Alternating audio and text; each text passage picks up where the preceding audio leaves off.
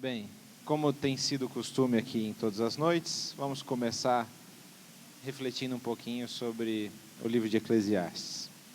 Ontem eu comentava especificamente que no capítulo 3, o livro de Eclesiastes ele faz uma reflexão filosófica, mais metafísica. E na sequência, no fim do capítulo 3, a partir do versículo 16, mais especificamente, o livro volta à realidade do debaixo do sol, reflexões mais terrenas. E essa finalização do capítulo 3 é uma espécie também de prelúdio do que vem como temática central no capítulo 4. No capítulo 4 de Eclesiastes, nós lemos o seguinte nos 2 primeiros versículos: Vi ainda todas as opressões praticadas debaixo do sol. Vi as lágrimas dos que foram oprimidos, sem que ninguém os consolasse. Vi a violência na mão dos opressores, sem que ninguém consolasse os oprimidos. E daí o versículo 2, ele conclui: Por isso, considero mais felizes os que já morreram, mais do que os que ainda vivem. Bem estimuladora, a mensagem desses 2 versículos. É muito interessante como há uma nova ênfase aqui no livro. E a ênfase no capítulo 4, além de sair da problematização metafísica e filosófica, efêmera, a gente volta para o debaixo do sol, na sequência temática do livro.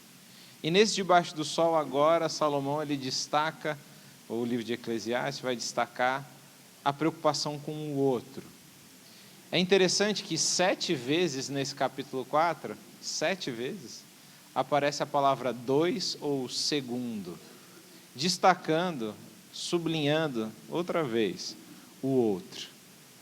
Biblicamente, o ser humano não existe, O ser humano coexiste. A nossa existência não faz sentido sozinha. Nossa existência só faz sentido em relação ao outro, a quem está do nosso lado. E é aqui que o livro de Eclesiastes reflete também sobre isso. O livro fala, como eu disse, as lágrimas dos oprimidos, que não havia consolo, e as práticas de opressão feitas debaixo do sol, fazem com que o escritor de Eclesiastes conclua: isso daqui não vale nada, nada tem proveito. É muito interessante que o livro, nesse momento, fala que esses que são oprimidos debaixo do sol, eles não têm consolador. E é muito curioso que essa expressão consolador aparece no livro de Isaías, por exemplo, e também no livro de Salmos, especificamente no Salmo 23, em relação a Deus. Então, diante da opressão e da tragédia, das dores da realidade humana, a conclusão de Eclesiastes é: não há um consolador. Cadê Deus? A teologia daquele que vê a realidade, ela é em algum momento abalada, para aquele que vê de fato a realidade. É muito comum ao redor de Israel, vou começar diferente a frase. A literatura do livro de Eclesiastes faz parte de um gênero literário antigo chamado literatura sapiencial. Então, livros da categoria de sabedoria. Essa era um tipo de literatura comum ao redor de Israel, no antigo Oriente Próximo. Só que uma coisa muito interessante: na sabedoria ou na literatura sapiencial do antigo Oriente Próximo, é muito comum a gente ouvir e ler sobre dilemas éticos, a preocupação com o outro. Só que há algo revolucionário e exclusivo em Israel, que é o quê? O aspecto ético, ele não é só algo relacionado ao viver bem em sociedade. O aspecto ético é parte essencial da religião. Segundo Eclesiastes, olhar para o outro e se preocupar com aquele que sofre é religião. É religião. Não existe uma compartimentalização da vida entre o sagrado e agora o secular. Isso daqui é o que eu faço na igreja. Isso daqui, a preocupação com o outro, é outra categoria. Pregar é falar da Bíblia. Dar comida é dar comida. Segundo Eclesiastes, segundo o texto bíblico, dar comida, cuidar do próximo, é sim pregar. É sim religião.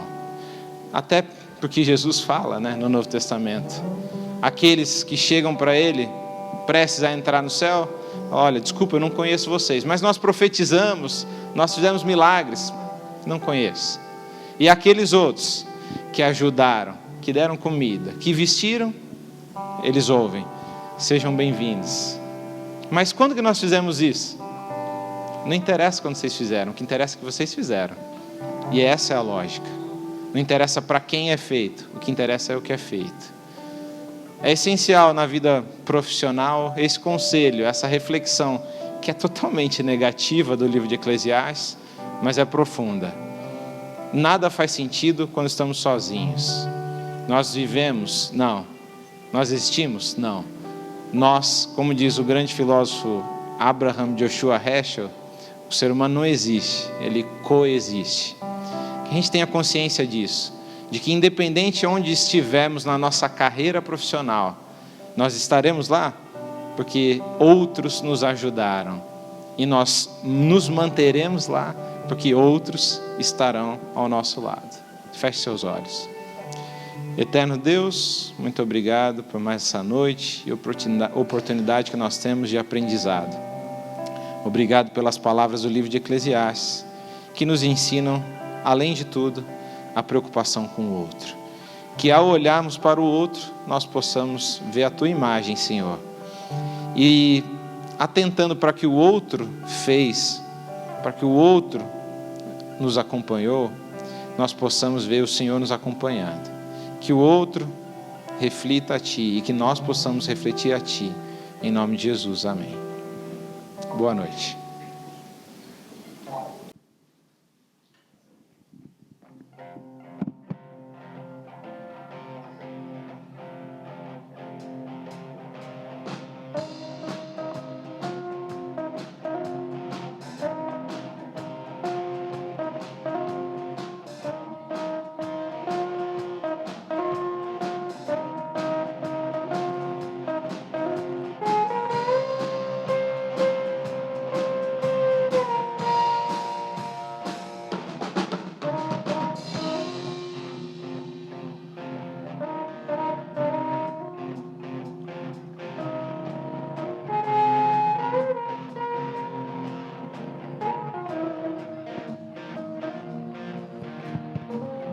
Boa noite, pessoal.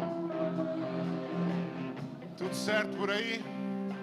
Tá bom. Igor, boa noite, meu. Boa noite, Felipe. Boa noite, galera. Comunidade acadêmica do curso de Direito, alunas, professores, professoras, amigos, são todos e todas muito bem-vindos nessa noite. Muito bem-vindos. Pessoal, terceiro dia de Semana Jurídica. Já está dando saudade. Essa Semana Jurídica certamente tem entrado para a história e vocês têm feito parte de tudo isso. Nossas agendas têm sido bastante intensas. Hoje de manhã tivemos a primeira edição do Multicorte, primeira fase, né, e para as fases eliminatórias na sequência. Como é que foi lá, Igor? Foi aqui e a galera vibrou aqui, né? A turma, cadê a turma do Giba aí, da Pamela, da Karen, né? Parabéns! Parecia Copa do Mundo, quase que gritaram, é tetra, né? É tetra ali. Quando saiu o resultado, foi muito legal. Nós ficamos muito felizes com o envolvimento, com a qualidade da oratória, da retórica e a argumentação dos grupos. Foi algo muito enriquecedor. E agora a gente está na expectativa, né? Exato, porque é o seguinte, daqui a pouco nós veremos a grande final. E a gente vai chamar o pessoal daqui a pouco. Mas antes, importante a gente agradecer também a presença de pessoas ilustres e, como sempre, a gente faz uma especial gratidão aos nossos professores que estão aqui hoje. Queridos professores, boa noite. Palmas para os nossos professores.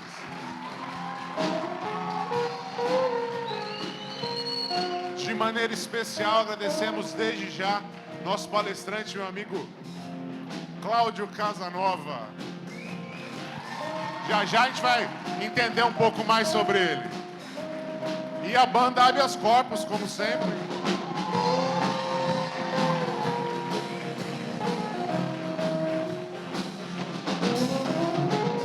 Que já tem uma nova proposta de nome.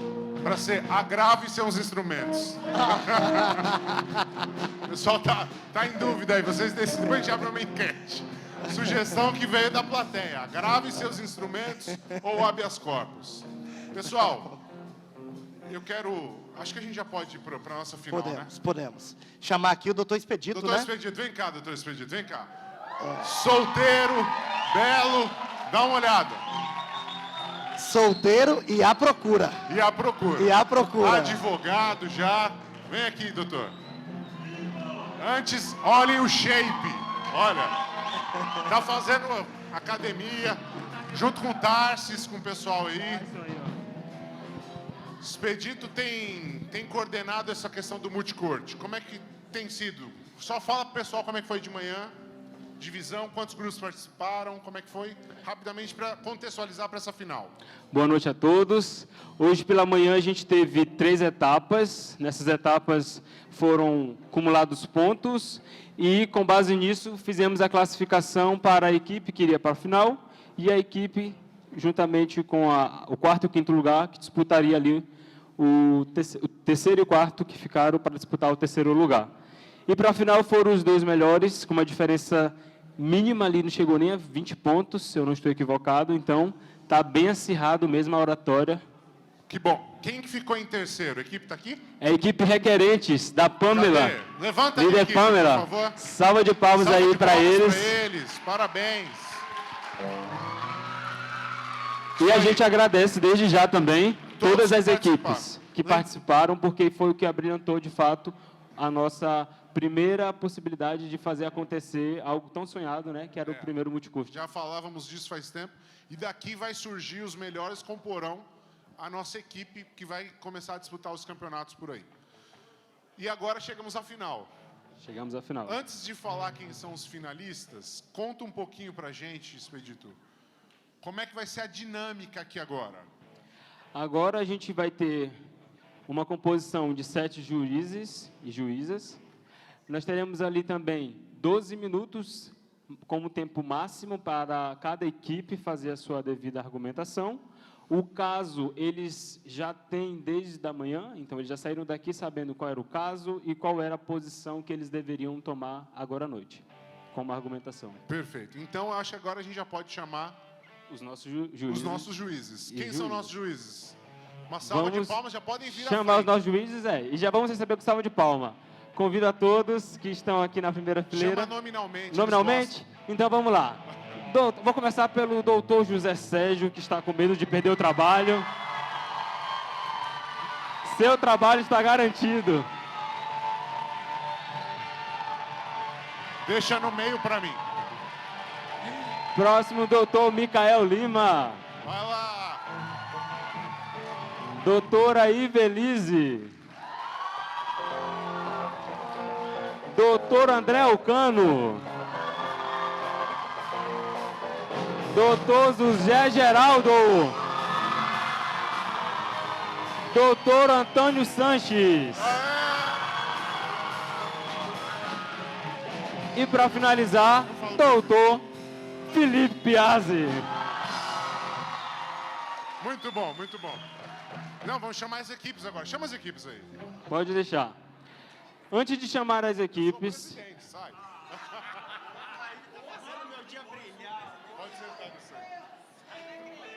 Com a mesa devidamente composta, vamos agora passar para a fase do caso que foi compartilhado com as equipes. Nós vamos divulgar aqui o caso, aqui na tela, para que todos possam ter conhecimento do caso. E logo em seguida, as equipes já sabem como funciona. A gente irá chamar uma equipe por vez e eles terão, então, 12 minutos, com base no tempo, sempre ali acompanhando o meu sinal. O caso proposto foi o seguinte: no município X, o estupro coletivo de uma mulher de 19 anos trouxe à tona a discussão sobre a maioridade penal novamente, tendo em vista que 2 jovens suspeitos têm 16 e 17 anos, respectivamente. A idade de responsabilidade criminal vigente é de 18 anos, ou seja, o país não processa criminalmente pessoas com idade inferior.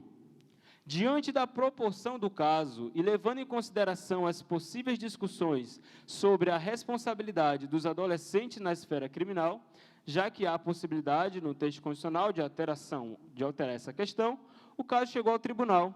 Foram trazidos alguns argumentos, tanto favoráveis como contra a redução. Com isso, convido à frente agora o primeiro grupo a fazer a sua argumentação a favor da redução da maioridade penal. Com vocês, então, o grupo Reclamantes. O orador Rafael Pinheiro.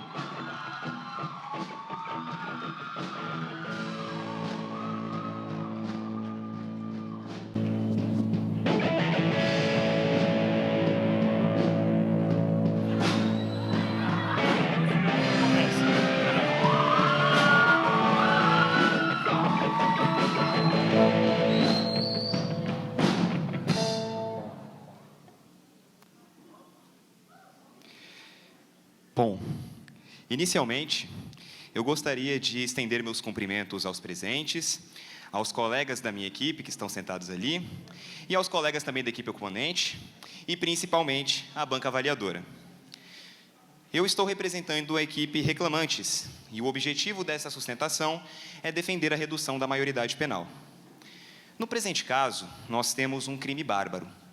Uma jovem de apenas 19 anos de idade foi estuprada coletivamente. Entre os autores estão 2 jovens menores de idade, com 16 e 17 anos, respectivamente. Entretanto, em que pese a comoção e a revolta que isto nos causa, os jovens não cometeram crime perante a lei.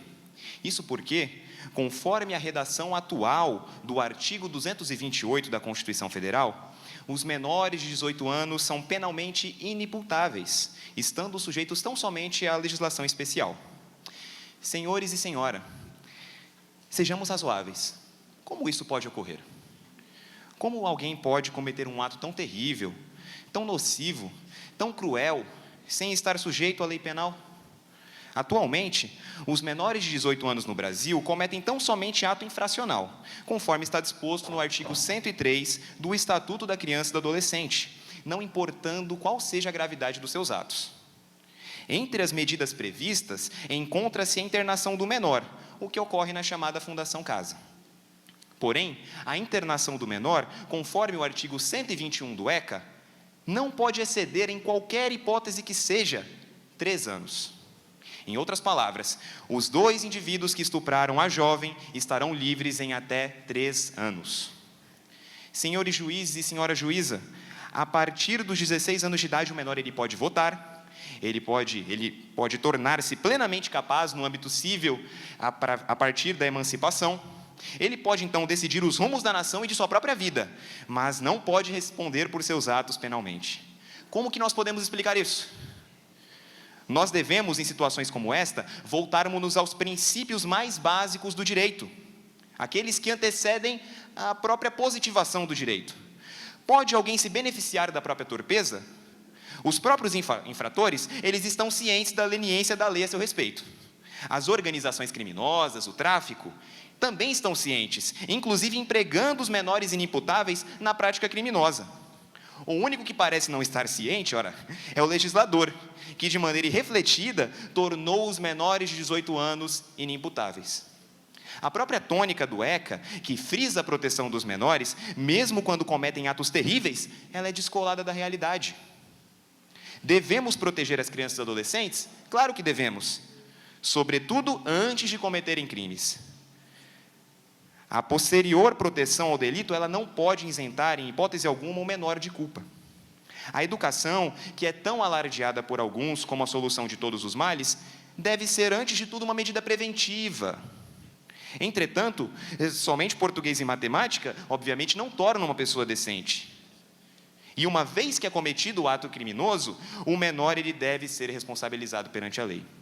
Já dizia Agostinho, desde a antiguidade, filósofo ilustre, que a justiça é dar a cada um o que lhe é devido. A punição, ela é o quinhão daqueles que escolhem cometer atos terríveis e inomináveis, como este em questão. Não há quem discorde da penalização de adultos, certo? Mas o que ocorre, então? Me digam, o que ocorre na noite de véspera do aniversário de 18 anos, durante o badalar do relógio da meia-noite, que torna um indivíduo, antes uma criança, incapaz de responder penalmente, num adulto absolutamente responsável? Alguém pode argumentar que prender não resolve o problema, que o sistema prisional é corrupto e corruptor. Porém, esse raciocínio, se aplicado também aos adultos, levará à extinção das prisões. Liberemos todos os presos, então. Sou absurdo? Certamente, ainda bem, porque de fato é. O que pode ser feito, então? Eis a questão. A melhora de todo o sistema prisional, por certo, óbvio. Além disso, os atuais estabelecimentos da Fundação Casa podem e devem ser adaptados para receber jovens criminosos menores de 18 anos. Eu ouço ainda alguém dizer: a redução da maioridade apenas trará o problema para os mais jovens. Os jovens de 16, 17 anos aliciados pelo tráfico não serão mais, mas agora os jovens de 13, 14 anos, de 12 anos serão aliciados. Ora, é justamente por esse motivo que o modelo atual de imputabilidade penal, baseado em uma idade genérica, sem se atentar às especificidades do caso, ele é um modelo totalmente ultrapassado. Qual é a solução, então? Ora, é a aplicação da lei na medida do ato praticado e da capacidade do infrator de responder por ele. Isso caso a caso. Não há quem nos convença, a mim e meu grupo, que um jovem de 16 anos de idade não possua capacidade de responder por um estupro que cometeu. Já dizia o brocário do latino: da mihi factum dabo tibi ius, dá-me os fatos que eu lhe farei o direito.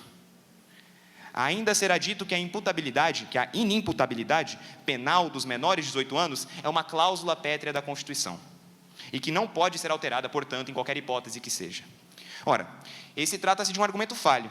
O ex-ministro do STF, o doutor Marco Aurélio Melo, o qual era, inclusive, contrário à redução da maioridade penal, ele afirmou que essa medida não viola uma cláusula pétrea.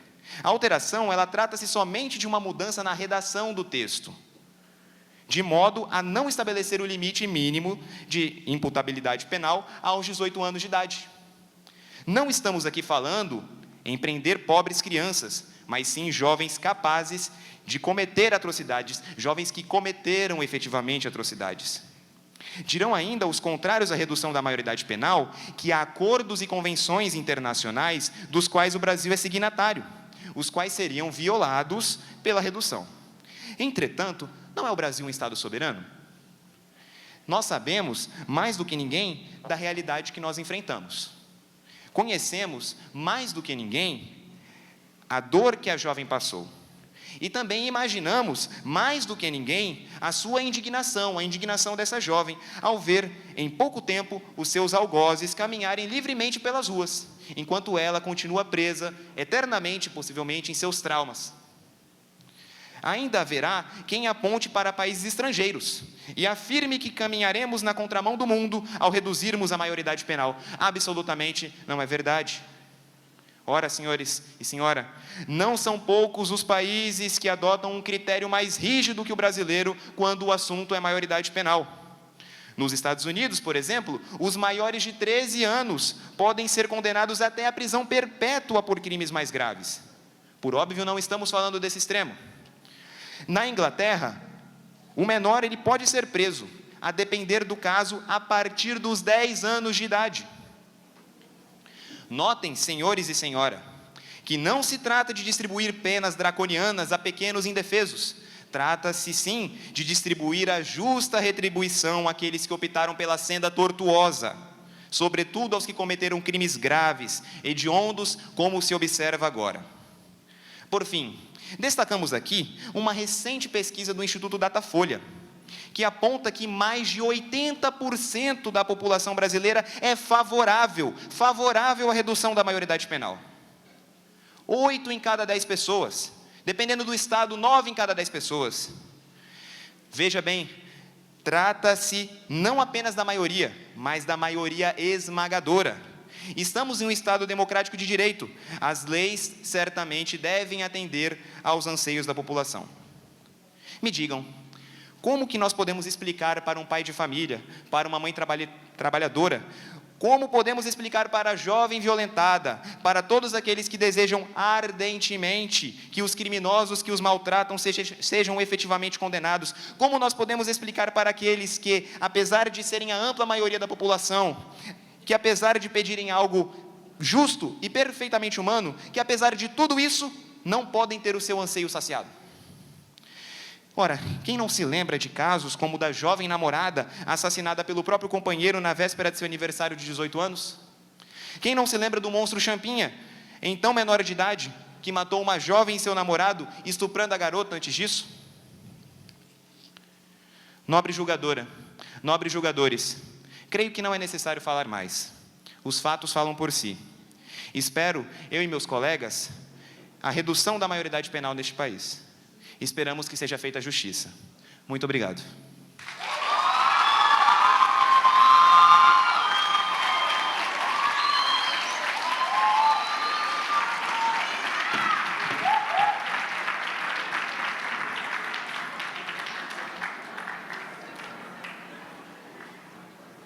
Convidamos agora a equipe agravantes para fazer sua devida argumentação. O orador, Tarsis Portela.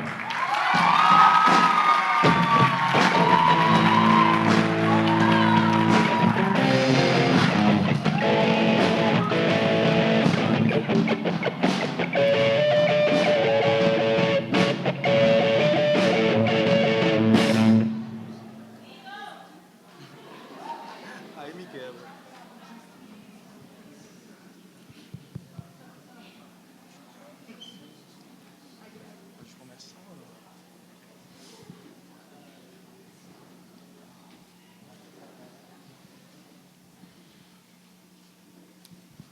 Bom, primeira noite, gostaria de desejar uma boa noite aos ilustríssimos julgadores, à estimada plateia e à minha equipe.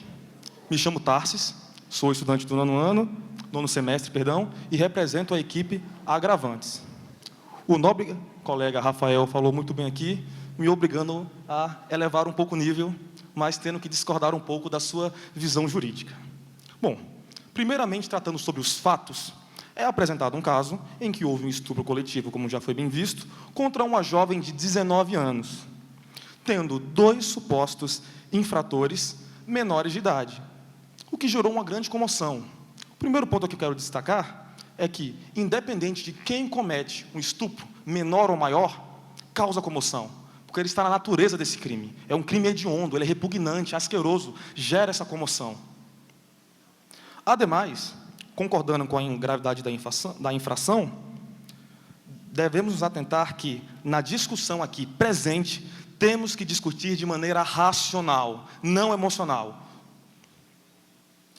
Dito isto, na Constituição, no artigo 228 e no artigo 27 do Código Penal, é deixado claramente: o menor de 18 anos é inimputável, ou seja, ele não comete crime. E, de acordo com o artigo 103 do ECA, reforça isso. Ele não comete crime, pois comete ato infracional. Antes de aprofundar nesses argumentos, gostaria de fazer uma diferenciação básica bastante importante para o tema em questão. Estamos discutindo a maioridade penal, mas é importante diferenciar maioridade penal de responsabilidade penal. A maioridade penal nada mais é do que considerar uma pessoa em uma idade que ela passa a responder como adulto criminalmente. O Código Penal é aplicado para ela. Já a responsabilidade criminal, de maneira simples, é a contraposição a um ato ilícito feito. Ou seja, cometer uma infração, um crime, vai vir a pena. O que estamos discutindo aqui é a maioridade penal, não a responsabilidade. Porque, pelo que veremos, ela já existe e é aplicada no Brasil. Bom, dito isto, no ECA, como já bem dito, no artigo 104, é dito que o menor de 18 anos que comete crime, na verdade, ele não comete crime, comete ato infracional, e determina o quê? Penalidades para isso. Dentre elas, como já foi bem dito pelo meu colega, a internação compulsória, a advertência, acompanhamento, enfim, várias medidas que buscam o quê? Buscam dar uma punição adequada para o menor infrator. Reitero, punição adequada, não há impunibilidade. A lei especial é aplicada no caso concreto. E por que essa lei ela é adequada? Porque o que se busca nesse jovem é uma medida socioeducativa para reintegrá-lo à sociedade, fazer ele voltar a ser o que ele deveria ser desde um princípio, uma pessoa de bem, que não cometa infrações, como todos nós. Ademais, é importante, além de citar os argumentos jurídicos, levar algumas questões periféricas, mas que contribuem perfeitamente para o caso. Dentre elas, as questões psicológicas e biológicas de um ser humano. O especialista Russell Wiener, que é presidente da Associação Royal College de Pediatria e Saúde Infantil no Reino Unido, dá a seguinte declaração: a pessoa só amadurece entre os 21 a 24 anos em média. Notamos, primeiramente, que o amadurecimento já está superior a nossa previsão da maioridade penal, de 18 anos. E por que isso? Porque é nessa época que o córtex pré-frontal se amadurece. E qual é a importância dele? É ele que dá a capacidade da pessoa entender as consequências de sua ação.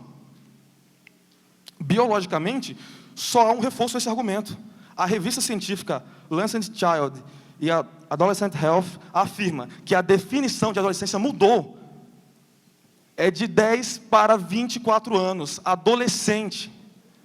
O mero argumento de 18 anos e aquilo é mera o quê? Mero senso comum. O senso comum não diz a realidade. A ciência, sim. Ademais, como bem dito pelo meu colega, ele alega que argumentos de países estrangeiros não deveriam ter cabimento. Mas, muito pelo contrário, deveriam ter sim, pois a maioria dos países estrangeiros usam a maioridade penal em 18 anos. Dentre eles, posso citar a Bélgica e a Finlândia. Mas isso não quer dizer que não existam países que se aplicam a maioridade penal em idades menores, como, por exemplo, Estados Unidos. Lá tem estados que são 18 anos, 16 anos e 12 anos. E, como bem dito, no estado que se aplica a pena para 12 anos, pode chegar a pena de morte e, inclusive, prisão perpétua. Olha que absurdo.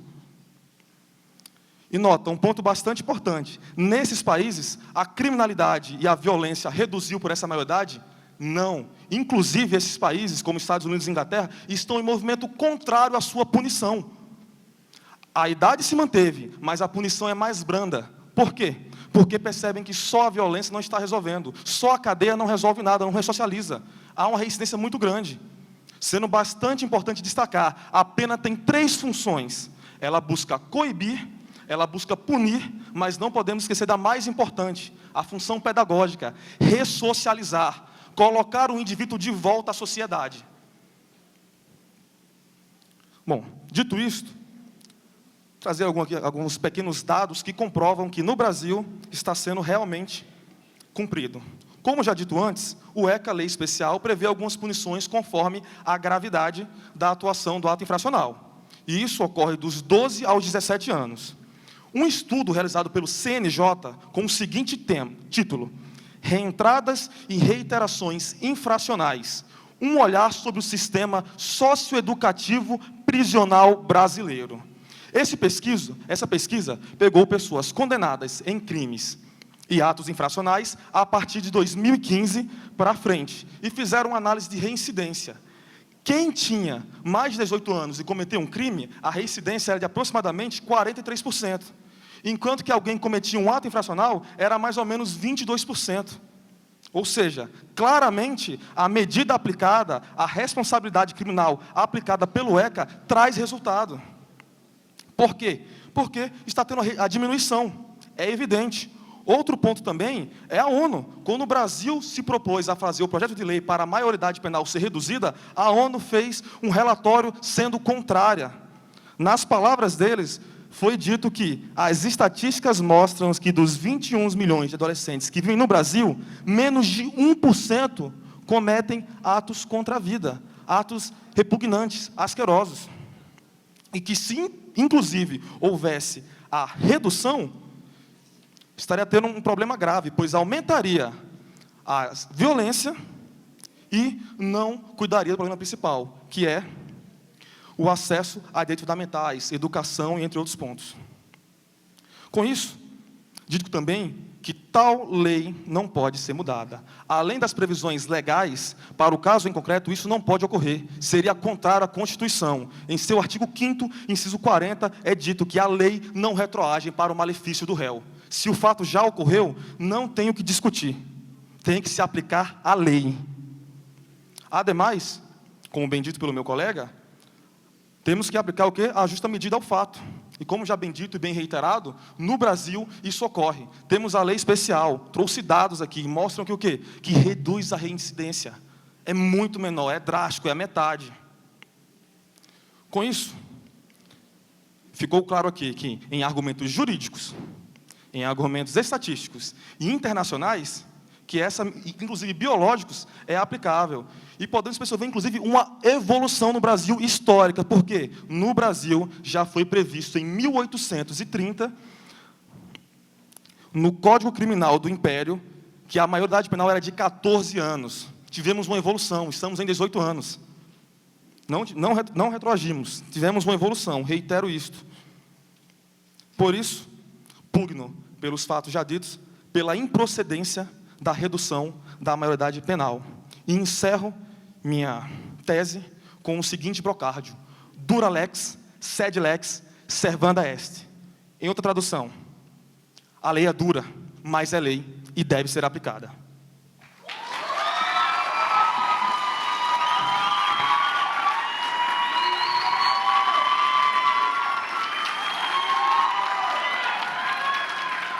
E com isso, então, finalizamos a nossa rodada final do primeiro multicurso do curso de Direito do campus de Engenheiro Coelho. E ao final da noite saberemos a classificação do primeiro e segundo lugar, respectivamente. Lembrando que amanhã teremos a premiação final, englobando a pontuação do concurso do multicurso, juntamente com a etapa das Olimpíadas de ontem dos Jogos Jurídicos. Obrigado.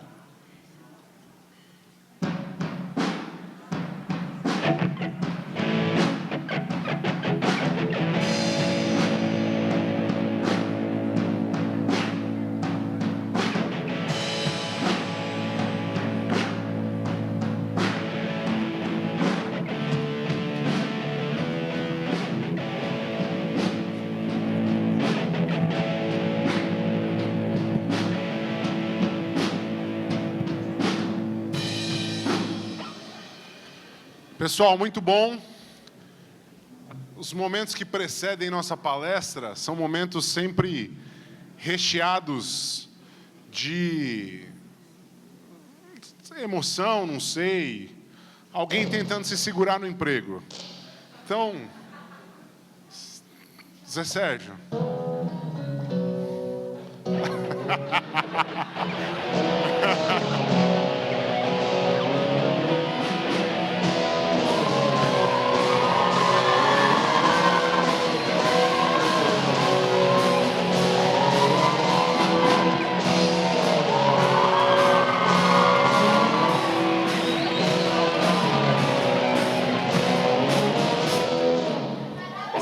Sensacional, hein? Professor Felipe, muito obrigado pelo carinho de sempre. Estou ouvindo todo dia aqui, estão me jogando na cara de que eu estou aqui segurando meu emprego, né? O ruim é que não é mentira não, mas quero contar uma história para vocês. Música triste, por favor. Música de ingratidão, por favor.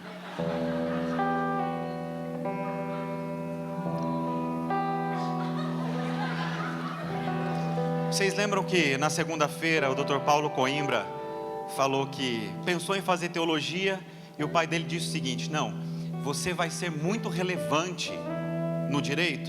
Pois é, isso me fez lembrar de uma história. Certa ocasião, um grande jurista já formado, advogado, também pensou em fazer teologia. Sabendo disso e vendo o potencial que ele tinha, eu o convidei para um almoço. levei num restaurante extremamente fino. Era fino. Era o mais fino daquela rua.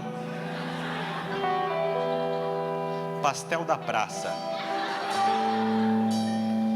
Sentamos. Pegamos uma empada e um caldo de cana. No cardápio estava escrito em francês, mas é que eu não lembro, mas era isso mesmo. E eu disse o seguinte a ele: olha, nós já temos grandes teólogos, grandes apologetas, mas nós temos poucos advogados. E eu sugiro que você permaneça no direito. Ele refletiu, ele percebeu sabedoria nas minhas palavras, junto com a humildade que envolveu aquilo. E hoje, pessoal, nós temos aqui professor Felipe Piazzi. Pera. É para aplaudir a mim. Então, pessoal, toda vez que o professor Felipe Piazzi estiver brilhando nesse curso, como tem sido diário, como vocês têm visto aqui na nossa semana jurídica, agradeçam a mim.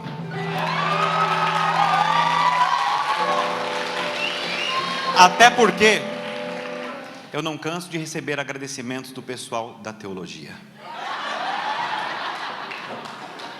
Professor Felipe, posso dizer que uma das minhas maiores realizações foi aquele almoço, apesar de eu ter pago. Salva de palmas para o nosso coordenador. Pessoal, fala a verdade. Nós estamos prometendo para vocês transformação e está acontecendo ou não está acontecendo? Vocês estão ou não estão curtindo o que está acontecendo aqui? Show de bola. Mérito da nossa equipe da coordenação aqui. Mais uma vez, uma salva de palmas para eles. E hoje, pessoal, aí ó, banda habeas corpus aí. Agora, agravo e seus instrumentos também ficou muito boa, né? Ah, eu ri a beça. Vamos lá. Pessoal, hoje, dando continuidade a esse banquete que tem sido oferecido aqui cada dia, eu quero convidar aqui o doutor Luiz Cláudio Casanova, atualmente diretor jurídico da Ford Motors. Tem uma experiência muito grande em coordenação de equipes, tanto de contencioso, equipes de advogados, em diversas áreas, diversos ramos do direito, grandes escritórios, grandes empresas, e com certeza vai contribuir muito para a nossa formação. Portanto, foco, porque aqui tem transformação. Salva de palmas.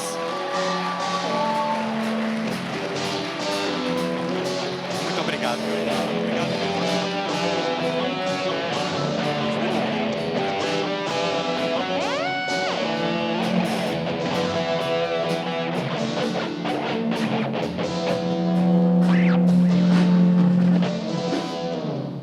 Obrigado, gente. Boa noite. Obrigado pelo convite. Que tarefa difícil, hein? A gente viu tanta coisa boa até agora. Não era melhor a gente continuar a banda tocando aí? Bom, obrigado, Felipe. A gente estava devendo esse encontro aqui para a turma faz um tempo já, né? E, bom, depois dos sustos da Covid, estamos aqui, então vamos lá. Pensei em contar um pouco para vocês aí do que foi a minha trajetória aí no mundo do direito, e aí a gente depois faz um bate-papo que eu acho que é muito mais enriquecedor, porque o truque dessa história é, eu não vim aqui ensinar nada para ninguém, eu vim aqui aprender com vocês, né? Esse ano é o ano que eu vou fazer 50 anos, sim, eu uso tintura no cabelo, né? E eu acho que um jeito de se manter relevante, principalmente num mundo que está se transformando tanto como é o nosso mundo do direito, porque, sim, eu comecei advogando na máquina de escrever, sim, eu comecei fazendo pesquisa de jurisprudência em livro, né? E a primeira coisa que eu fiz quando eu entrei na faculdade foi entrar no cheque especial comprando um monte de livro para estudar. E a primeira coisa que eu pergunto para os meus estagiários, que eu faço questão de sempre estar envolvido com a turma que está aí para me manter relevante, é perguntar que livro que vocês estão lendo, qual é o doutrinador que vocês mais gostam, e eles me perguntam normalmente o que é um doutrinador. Né? E aí, dali, já começa um bom papo. Então, eu comecei a faculdade e fui trabalhar. Na verdade, eu já estava trabalhando, eu fazia processamento de dados, então eu tinha uma chance de ficar rico na vida, né? Se eu tivesse seguido lá aquele negócio e ouvido os conselhos do meu pai, porque até o dia que eu saí de casa, meu pai colocava edital de concurso público na minha cama e ele me falava para eu continuar fazendo lá o que ele falava, que na minha época chamava processamento de dados e hoje é tecnologia da informação. Então, eu fiz essa mudança, né? Meus professores ficaram de mal de mim e de um amigo meu na época, né? Fui fazer Direito, fiz Direito na FMU em São Paulo, saí da faculdade, eu trabalhava num banco, que era quando eu comecei a trabalhar antes mesmo de fazer faculdade, quando eu estava naquela época eu era do RH, no 4º ano de faculdade eu fui para o jurídico, e no jurídico eu fui para a área civil, né?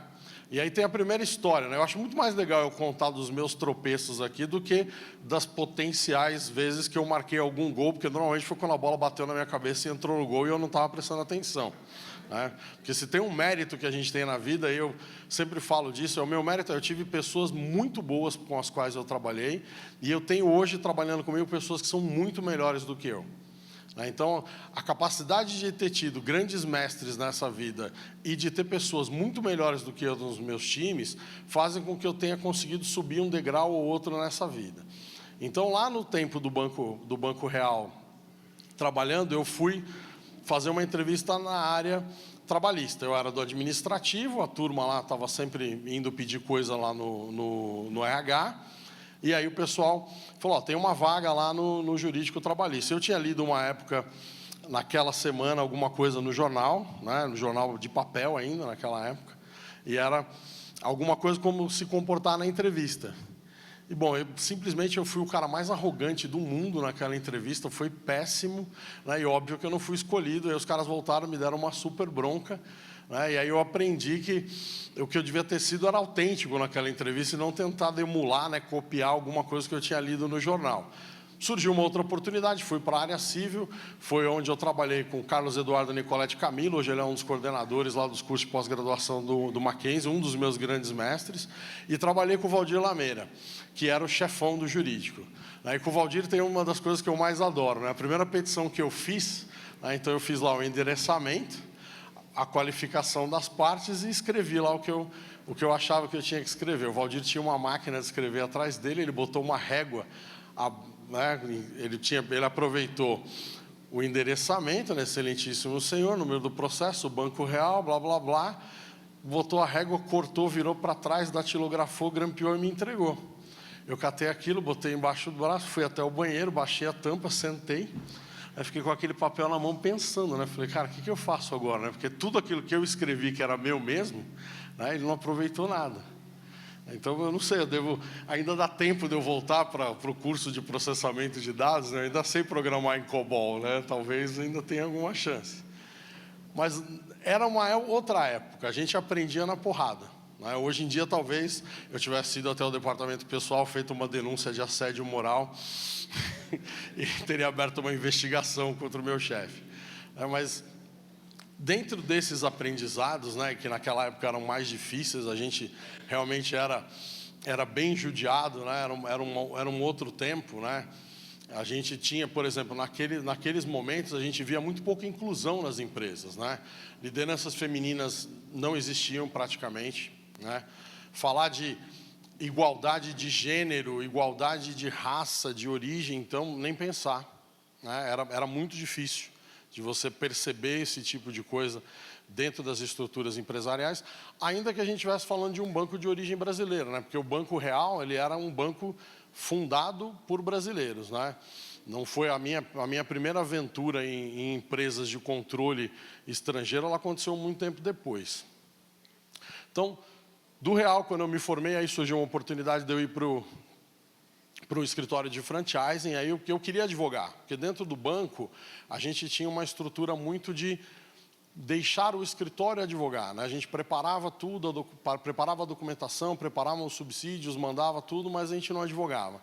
Então, uma colega que tinha saído, tinha ido para lá, eu fui, e ela me falou, tem uma oportunidade na área trabalhista. Eu não sabia nada de trabalhista, né? Eu tinha feito muito cível, né? Mas uma coisa que eu tinha na minha cabeça, que foi a história que tinha acontecido com um amigo meu, surgiu uma oportunidade para ele no escritório. A advogada para quem ele trabalhava, ela engravidou, o sócio do escritório chamou e falou, olha, ela está grávida, ela vai ficar de licença, aqui no escritório nós vamos dar uma licença para ela e mais um tempo, porque ela trabalha com a gente há muito tempo, você vai assumir a carteira dela, você vai fazer tudo, você só não vai fazer audiência. Você topa? Ele falou, eu topo o desafio. E aí um dos advogados mais velhos chamou ele e falou, olha, que bacana que você fez isso, porque o direito, ele não é uma ciência oculta. O direito não tem um segredo. Se você tiver paciência e se você tiver disciplina e você entrar numa biblioteca, você sempre vai achar uma solução para um problema seu. Né? No direito não tem uma coisa que só eu sei e você não sabe. Né? A única diferença que tem no mundo do direito tá bom, a gente que é mais velho estudou mais do que vocês. A gente que é mais velho teve acesso a outras histórias, estão há mais tempo com o livro no colo, e a gente tem mais tempo de janela, a gente viveu outras experiências. Mas é só uma questão de vocês darem mais volta na pista para vocês empatarem a corrida e continuarem dando mais volta na pista até vocês ultrapassarem a gente. Né? Então, é uma questão de ter vontade e disciplina. Então, baseado no exemplo desse meu amigo, na hora que chegou a oportunidade, eu falei, o que quer, o que tem no escritório? É trabalhista, beleza, eu quero. Então, eu fui para esse escritório, saindo da faculdade, eu já fui fazer especialização em processo civil. E aí, dessa história, fiquei nesse escritório de franchising, né, que cuidava de franquia. Né? No Brasil estava o boom de franquia. Né? Então, a grande franquia, o grande modelo de franquia que a gente conhece é o McDonald's. Naquela época você tinha France Café chegando, tinha Além da Lenda, que era uma franquia que fazia uns bonequinhos, era uma moda de gnomo, né? Tava uma coisa, nós estamos falando de 1997. Né? Para situar a gente nesse tempo aí, a maioria de vocês já tinha nascido, já estava pensando em casar e ter filhos já. Desse escritório, eu voltei para o Banco Alfa. Por quê? Eu falo voltei, porque o Banco Real ele foi vendido para o ABN AMRO Bank. Né? E na venda, o doutor Aloysio, que era o dono do Banco Real, ele ficou com o Banco de Investimentos. O Banco de Investimentos, ele ficou com a turma, que era uma turma que já ficava no Banco Real. Porque uma coisa do advogado, isso é muito importante vocês entenderem, ainda que exista a relação empresarial, a relação de advogado ela é uma relação de confiança. Então, ainda que eu esteja hoje dentro de uma multinacional, a relação de uma multinacional é uma relação de presidente. Ainda que eu já tivesse, no meu tempo de Ford, aí vai dar uns 7 anos, eu já passei por 3 presidentes, né? Um inglês, um irlandês, hoje o Daniel, nosso presidente, é brasileiro. Existe uma relação pessoal com o seu advogado. Então, vocês terão, durante a vida de vocês, relações pessoais. Então, você pode até dizer, né? Olha, né, ao contrário do Roger que me trouxe hoje, que é criminalista, eu não sou criminalista. Talvez a minha frustração, né? Eu vi aí as brilhantes sustentações aí a favor ou não, eu posso até dar o meu veredito, né? Mas todo mundo na faculdade é doido para ser criminalista, né? Puxa vida, vou lá fazer um júri, né? Meu pai até hoje me pergunta, mas por que, filho, você nunca fez um júri? Eu falei, coitado, o cidadão merece defesa, né? Se eu for fazer o júri, sai condenado, pai. E ainda com agravamento de pena, né? Talvez né? Mas, enfim... Quando a gente olha para esse contexto, a relação ela é uma relação de confiança, mesmo dentro das estruturas. E essa relação de confiança ela é uma relação que ela se estabelece pessoalmente. Então, o que eu fui aprendendo dentro do nosso exercício, dentro das empresas, quando eu fui para escritório, é que uma vez que se forma esse laço, né, esse elo entre o advogado e o seu cliente, ainda que seja um cliente interno, ainda que seja dentro de uma empresa, ainda que não seja da minha especialidade, o camarada fala, tá bom, eu estou com um problema criminal, você não é meu advogado, mas você pode me indicar um advogado, você pode estar do meu lado ali, você pode me acompanhar, você pode traduzir para mim o que o teu colega está falando. É mais ou menos aquela coisa de você entende esse mundo e essa linguagem, me ajuda a traduzir essa linguagem. Então, quando o doutor Aloysio vai lá e vende o banco dele comercial para os holandeses, ele pega a estrutura de advogados que ele tinha e fica com essa estrutura no banco de investimento deles. Então, esses meus amigos que montaram esse jurídico do Banco Alfa, foram lá e me chamaram, falaram, você quer voltar? Tudo bem que eu não era a primeira opção deles, tinha um outro amigo lá que eles tentaram levar, ele preferiu ficar no ABN, né? Então eu era a segunda opção, mas fiquei muito lisonjeado em ser a segunda opção. Então eu fiquei lá um tempo, né? Foi um tempo curto, porque uma amiga minha na época foi trabalhar no escritório, que era o Tosini Freire, e ela me falou, tem uma vaga no Tosini. Era a primeira vez que eu ia trabalhar num escritório internacional, era a primeira vez que ia pesar na minha contratação o fato de eu falar uma outra língua. Eu comecei a estudar inglês, eu tinha 24 anos, foi quando eu terminei a faculdade. O que eu percebi, e aí vem uma talvez contradição a essa história da empadinha e do caldo de cana, e eu não quero assustar vocês, mas isso é um dado da realidade, Quem aqui sabe a quantidade de advogados que existe hoje no Brasil? Quem acha que são mais de 500 mil, levanta a mão. Obrigado. Quem aqui acha que são mais de 1 milhão de advogados, levanta a mão. Quem aqui acha que são 1.280.591, levanta a mão. Nós temos hoje advogados 1.280.591. Não estou falando bacharéis, gente, estou falando advogados, com OAB. Se a gente somar as OAB suplementares, se você tiver lá, tem aquela regra do OAB, se eu advogo no Rio de Janeiro, tenho mais de tantos casos, então eu tenho que ter uma OAB lá, a gente tem, entre as OAB suplementares e os estagiários, 1.351.577 pagantes de mensalidade da Ordem dos Advogados do Brasil. Hoje, às 9h15 da manhã, eu entrei no site do IBGE e fui olhar como é que estava a projeção da nossa população. Às 9h15 da manhã, nós tínhamos 214.643.520 brasileiros e brasileiras. Então, nós estávamos, naquele momento, na proporção de um advogado a cada 167, alguma coisa. Então, tem muito advogado aí, gente. Não são bons como vocês. Entendeu?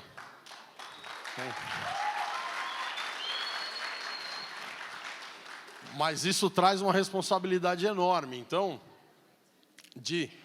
lembra? E não é uma ciência oculta, não tem nada no Código de Processo Civil, Código de Processo Penal, o Código Civil deles que não tenha no de vocês. A diferença é como cada um vai construir a sua trajetória profissional. Num dado momento, lá na minha realidade, ali em 97, quando eu saí da faculdade, eu falei, só a faculdade não vai ser suficiente, eu preciso ir atrás de uma pós-graduação. Na minha época, fez sentido fazer uma pós em processo civil. Era aquilo que eu gostava. E na minha época, fez sentido estudar uma língua estrangeira. Aquilo foi me abrindo portas dali para frente.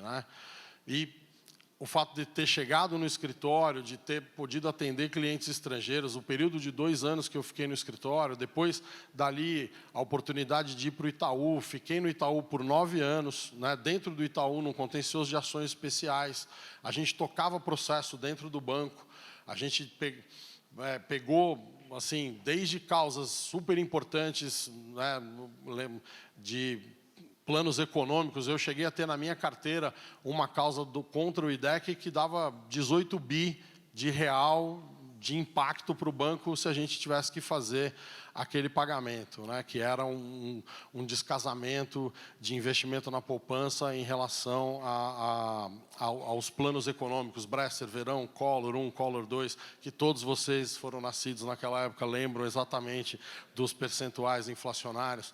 Em março de 90, quando veio o plano Collor, a gente teve uma inflação de 84,32%. Então, assim, a memória inflacionária do país, a gente já, graças a Deus, se livrou dela, mas esses impactos eles iam parar na vida de todos nós e de nós advogados. E aí, quais eram as respostas que a gente dava como sociedade? Então, diante de tudo isso, dessas transformações, quer dizer, da época do Itaú, surgiu a oportunidade de eu ir para o HSBC. foi mais uma vez uma grande oportunidade, uma lição de humildade, porque eu fui para o HSBC, eu adorava o meu título, eu era Head of Litigation for Latin America. Eu achava que, nossa, durou 6 meses, eles mandaram embora todo mundo, eu inclusive, né? Quem quiser entender esses movimentos, né, o Banco HSBC tem uma série na Netflix que chama Rota do Dinheiro Sujo. Né? Então conta lá um caso triste da Volkswagen, que foi o Dieselgate, quando a turma lá resolveu que eles iam programar o carro para saber que ele estava sendo testado para emissão de poluente. Então, quando o carro estava em teste, ele emitia pouco poluente, quando ele ia para a rua, emitia poluente como se não tivesse nada acontecendo. Então, essa turma foi presa, né, teve um monte de problema. E na época do HSBC, que isso também está nesse documentário, o banco ele tinha critérios muito elásticos, né, para não dizer frouxos ou não dizer inexistentes, para abertura de conta. Então, abria conta para cartel, abria conta para lavagem de dinheiro. Então, nessa época, o governo americano, principalmente o Departamento de Justiça americano, ele interviu no banco. Então, como parte da intervenção do banco, ele começou a determinar que o banco começasse a fechar negócios e encerrar atividades. Aí foi naquela época, eu com 6 meses de banco, super feliz com o meu cargo, junto com mais uma galera, fui mandado embora. Naquele período de 6 meses ali, tive uma consultoria para recolocação e tudo mais, mas é muito interessante, porque, de novo, na vida é bom você passar por esses momentos, porque no momento que você acha que você está ali no auge, você ser mandado embora, graças a Deus as coisas estavam bem em casa, né? Não tinham lá um dinheirinho guardado, não tinha nenhuma dívida, todos os carnezinhos lá estavam, né, atendidos, os trigêmeos, essa parte não é piada, eu sou pai de trigêmeos, estavam lá cuidados e tudo, né? Então, tinha tudo equacionado, mas é importante você olhar e falar, puxa vida, né? O país chegou a ter 14 milhões de pessoas, né, desempregadas. Então, você vivenciar isso, todo mundo na segunda-feira de manhã ter alguma coisa para fazer e você virar procurador do Estado, né, não concursado, mas ir lá no Estadão ver se tem alguma coisa para você fazer, né, então é algo que dá um senso de humildade. Né. Na época eu fui trabalhar com um grande amigo que eu conheci também nessas andanças de banco, que é o Osmar Paixão. Ele tem até hoje um escritório em Brasília. Aí surgiu a oportunidade de cuidar do escritório do Osmar em São Paulo.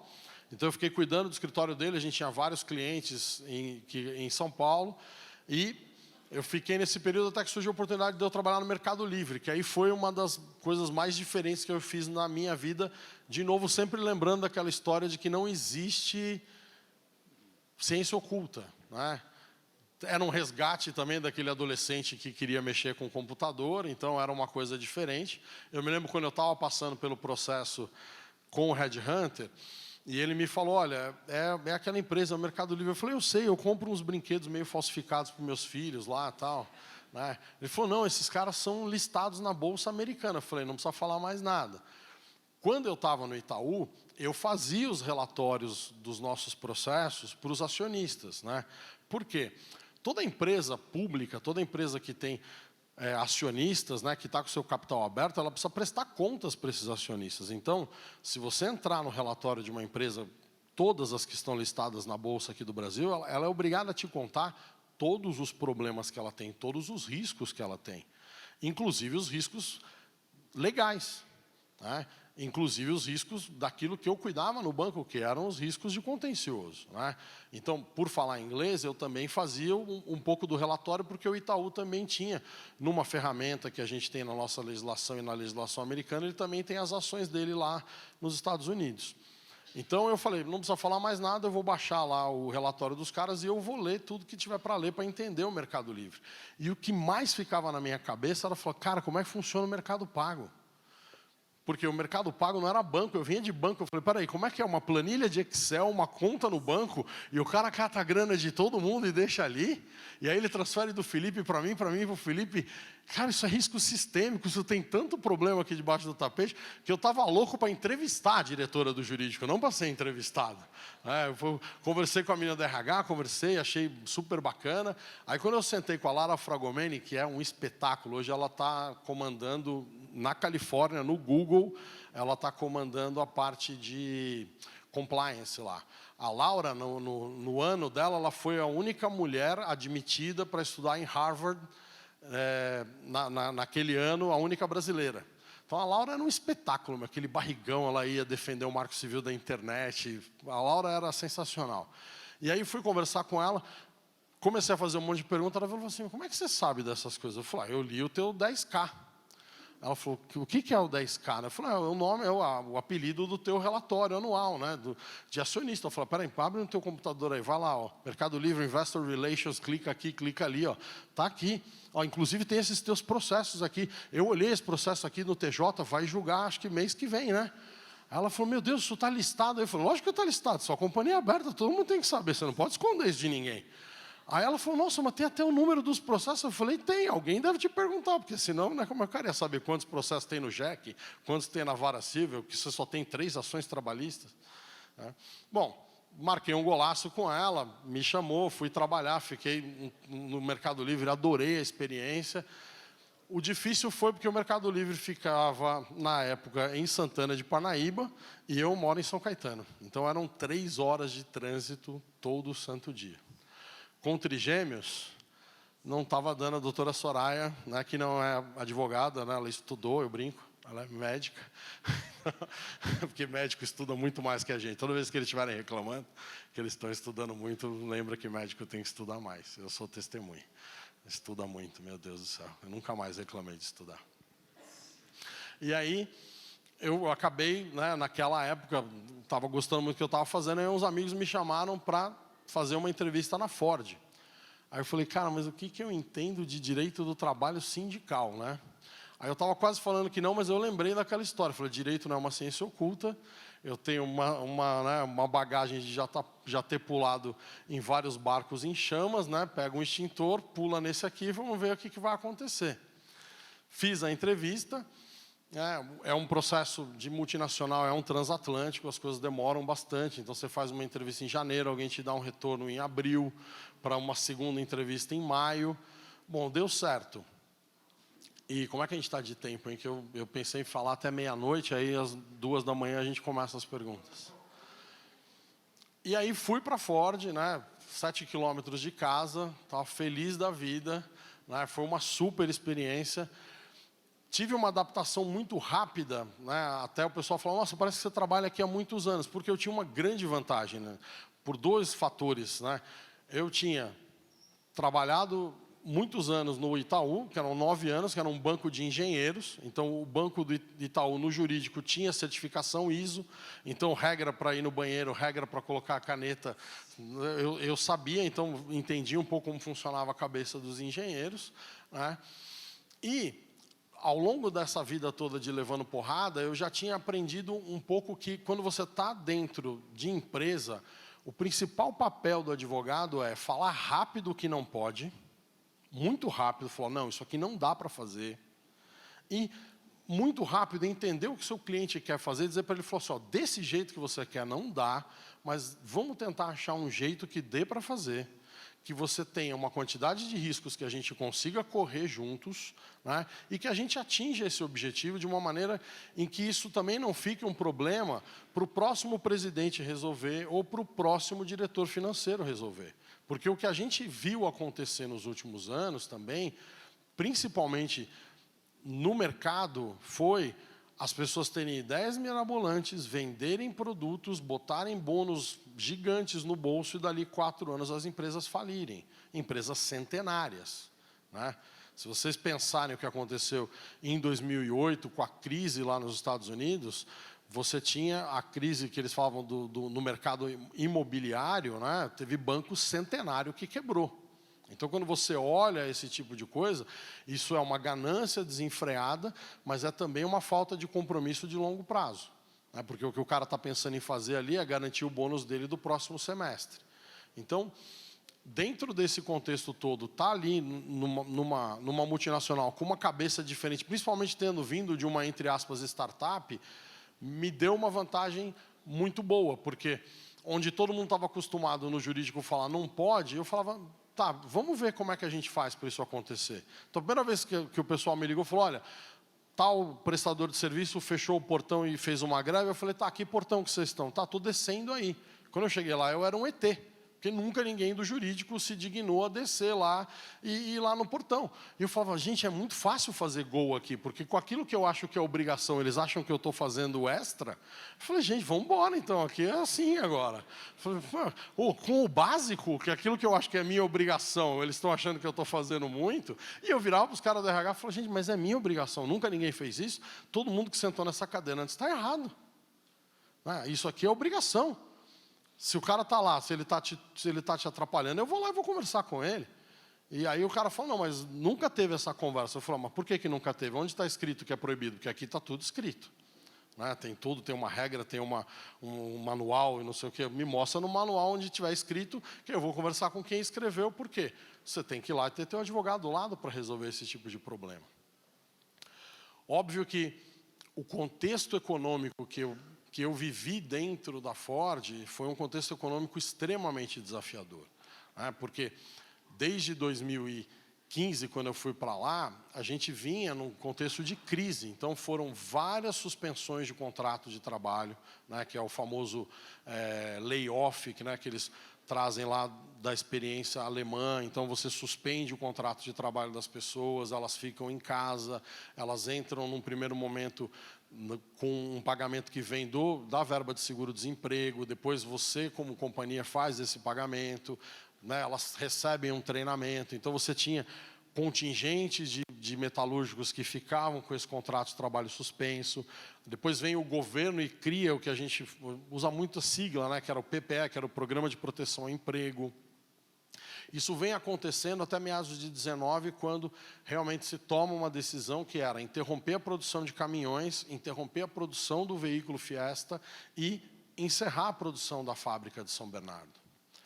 Aquilo, em termos de oportunidade de aprendizado, vamos separar todos os contextos sociais das pessoas perdendo o emprego e tudo. Se você pensar egoisticamente, só no seu umbigo, você fala, meu Deus, eu faria isso aqui de graça. Porque ninguém tem uma oportunidade de aprendizado como essa. Eu estou dentro da maior crise financeira dos últimos tempos, um governo que agora é de direita, que substituiu um governo de esquerda, com uma presidente que saiu impeachmentada, com uma reforma trabalhista aprovada pelo presidente que entrou no lugar dela, com o ex-presidente de esquerda, que era o maior líder populista, se entregando no sindicato para a Polícia Federal, preso, o sindicato com o qual eu vou negociar. Então, isso era a tempestade perfeita. As empresas americanas, elas têm um modelo de trabalho que é confiar na equipe que está aqui, trazer todas as associações que puderem junto com você. A associação que eu digo então você vai ter um bom escritório, e trazer pessoas que ao redor do mundo já passaram por essa experiência. Então, a gente tinha lá uma consultora que tinha, fechado fábricas na Austrália. Ela virava e falava assim, gente, nunca teve um negócio desse que vocês estão tendo aqui. Tudo bem, a gente lá mandou um monte de gente embora, mas nunca nesse contexto de vocês. E o único jeito de você fazer isso de uma maneira que você consiga se manter centrado e consiga se sentir fazendo isso bem é que aquele time que estava ali sabia que estava fazendo o que era certo. E que, principalmente, a gente estava fazendo uma negociação que ia ser justa para os empregados. Então, nós tivemos uma greve cumprida, foram mais de 90 dias de greve.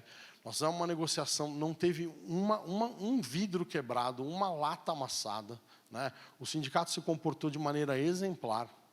A gente fechou a negociação.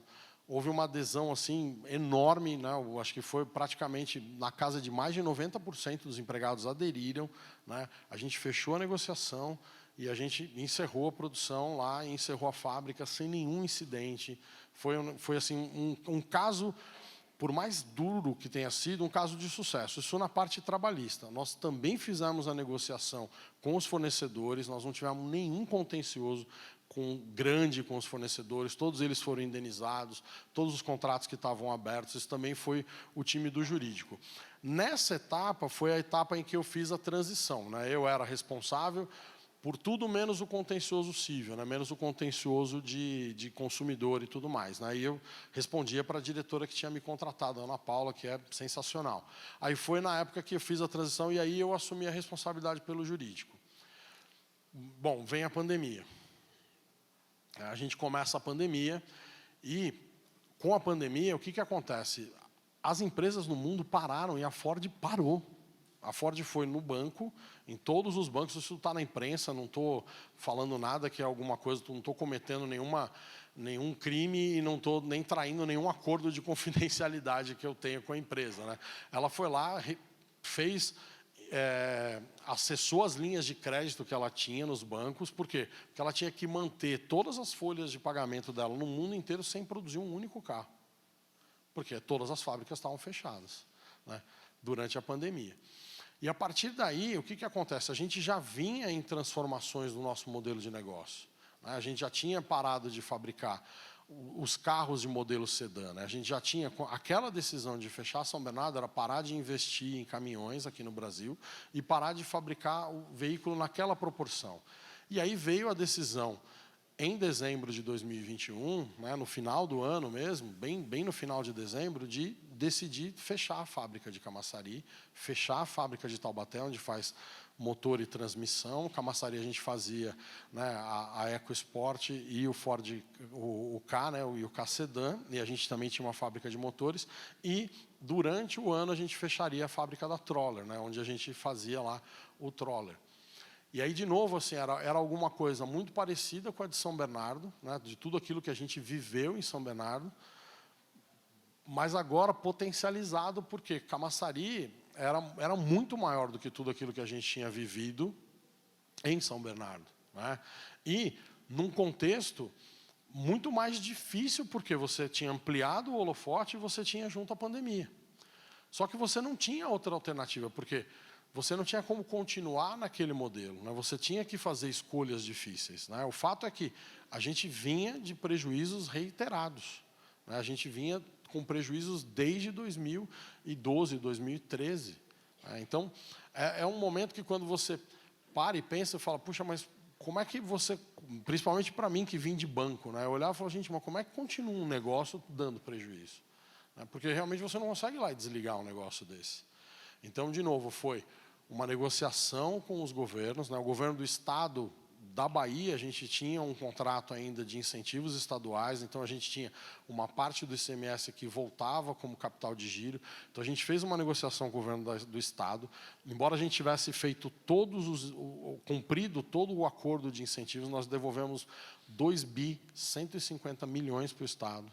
Nós fizemos uma negociação, devolvemos esse dinheiro, que é a correção de todos os incentivos. A gente não fez, foi uma decisão que a gente tomou, falou, nós não vamos entrar num contencioso, diante do impacto que a gente está fazendo aqui, está devolvido o dinheiro. Nós tivemos uma greve tremenda, nós não demitimos ninguém, em nenhum desses momentos, ninguém está demitido, nós vamos aqui e vamos negociar. Fizemos a mesma coisa em Taubaté, né, de negociação, fizemos a mesma coisa com os nossos fornecedores em todas as localidades. Em São Paulo nós também negociamos com o sindicato, porque tinha um contingente de pessoas que era afetado por isso. E de novo, assim, é duro falar, né, como é que você fala, como é que você adjetiva um negócio desse? Você não pode virar e falar, isso aqui foi um sucesso. Ninguém olha para uma decisão dura como essa, que afetou duramente a vida de todo mundo, e principalmente porque eu passei por isso, em menor proporção, mas eu também já fui demitido. Então, eu sei como é que é isso, não é legal ser rejeitado. Né? Então, mas teve êxito, né, que acho que é a palavra que menos machuca, se a gente for pensar em cuidado com as palavras, de que a gente conseguiu pagar indenizações justas para todos os empregados de Camaçari, para todos os empregados de Taubaté, para todos os empregados da Troller, para os empregados daqui da filial de São Paulo que foram afetados. A negociação com o governo, que era o único governo que tinha incentivo, era o do estado da Bahia. A negociação com os nossos fornecedores, pouquíssimos litígios. Os nossos fornecedores, todos eles passaram pelo processo de negociação. Os concessionários, tanto quando a gente fechou lá em 2019, caminhões e fez uma redução em função do fechamento, parar de fabricar o Fiesta, quanto os concessionários que foram afetados agora também, a rede, de 287 concessionários, a gente reduziu para pouco mais de 100, apenas 7 grupos, 7 lojas, 7 concessionários não aceitaram fazer acordo com a gente. Quer dizer, então, de 200 e quase 300, a gente reduziu para 100, apenas 7 não aceitaram. né? E tem uma legislação toda específica, que é a Lei Ferrari, que ela já quantifica o encerramento da rede e tudo mais. Quer dizer, para esses que não aceitaram, a gente já está indenizando e a gente vai ter uma discussão judicial, mas a indenização da Lei Ferrari está paga. Então, o único jeito de passar por esse processo todo, é ter a consciência de que a gente fez o certo. Então, trabalhar numa empresa que te dá essa aderência aos seus valores, de você dizer, puxa vida, é bom trabalhar aqui, porque ainda que a gente tenha que fazer essas coisas extremamente difíceis e duras, eu não estou me sentindo traído nos meus valores. Eu não sinto que eu tenho que pegar uma parte de mim, daquilo que eu acredito, e jogar fora, né? Eu continuo sendo eu mesmo, eu continuo tendo os meus valores, eu continuo íntegro, e eu acredito naquilo que eu estou fazendo, porque o caminho que a gente está perseguindo aqui é um caminho duro, era um caminho necessário para que a gente pudesse continuar existindo, para que a gente pudesse continuar. Por exemplo, ontem nós tivemos, e durante essa semana na Bahia, um evento, porque o nosso centro de engenharia continua na Bahia. Então, a gente está contratando 500 engenheiros lá. Então, a gente vende serviço de engenharia de altíssima qualidade para o resto do mundo, Ford, nos outros países. Então, existe ainda muita coisa. O nosso país tem muito potencial, né? E esse potencial depende de mim, que estou fazendo 50 anos? Não, eu já sou dinossauro. Eu fico olhando por aí onde vai vir o meteoro que vai me pegar. Entendeu? Vocês são o futuro. Inclusive, vocês são o futuro do direito, né? Não muito mais daquele meu direito arcaico, né? Eu até fiquei meio incomodado aqui com os dois que ficaram falando brocar dos latinos aí. Vocês não são mais os caras do brocar do latino, entendeu? Vocês são a geração Twitter, entendeu? Vocês são os caras que vão usar uma linguagem simples, direta, né? Que todo mundo tem que entender, né? Eu já participei de audiência que o juiz meteu um latim lá, eu levantei a mão e disse, o senhor pode me falar o que significa isso? Doutor, o senhor não sabe? Eu falei, eu não sei, o nosso Código de Processo Civil, para me proteger, diz que a gente tem que falar no vernáculo, né? Então, o senhor me ajuda, por favor? Porque o cara quis me humilhar na frente do meu cliente, aí eu aproveitei e trouxe lá o Código de 72 para me ajudar, que é do mesmo ano que eu nasci. Agora tem código novo, já não sei mais nada. Mas acho que era um pouco disso, né? De contar um pouco dessa história, fazer uma passagem aí por um pouco do que foi a Ford e parar de tagarelar e ouvir um pouco as perguntas de vocês aí, gente. Acho que vai deixar essa conversa mais divertida. Obrigado, obrigado.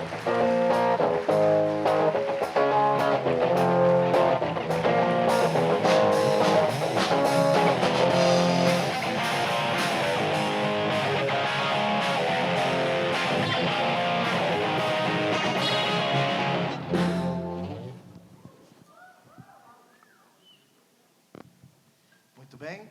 Pessoal, chegou o momento principal da nossa noite, que é a oportunidade do diálogo. Como está escrito lá em João capítulo 4, né? Quando Jesus fala com a mulher samaritana, se você soubesse com quem você está falando, você pediria a água. Se vocês soubessem com quem nós estamos lidando nessa noite, que é um dos maiores diretores jurídicos de todo o continente americano, que veio aqui simplesmente para passar 2 horas com vocês, eu tenho certeza que você escolheria muito bem as perguntas que você vai fazer para ele. Então, neste momento, nossa equipe está aí, professor José Sérgio, já está movimentando aqui. Temos microfone sem fio aqui, eu pego o microfone com fio, tá? Para que vocês possam rodar. Tem com fio aí também, cara?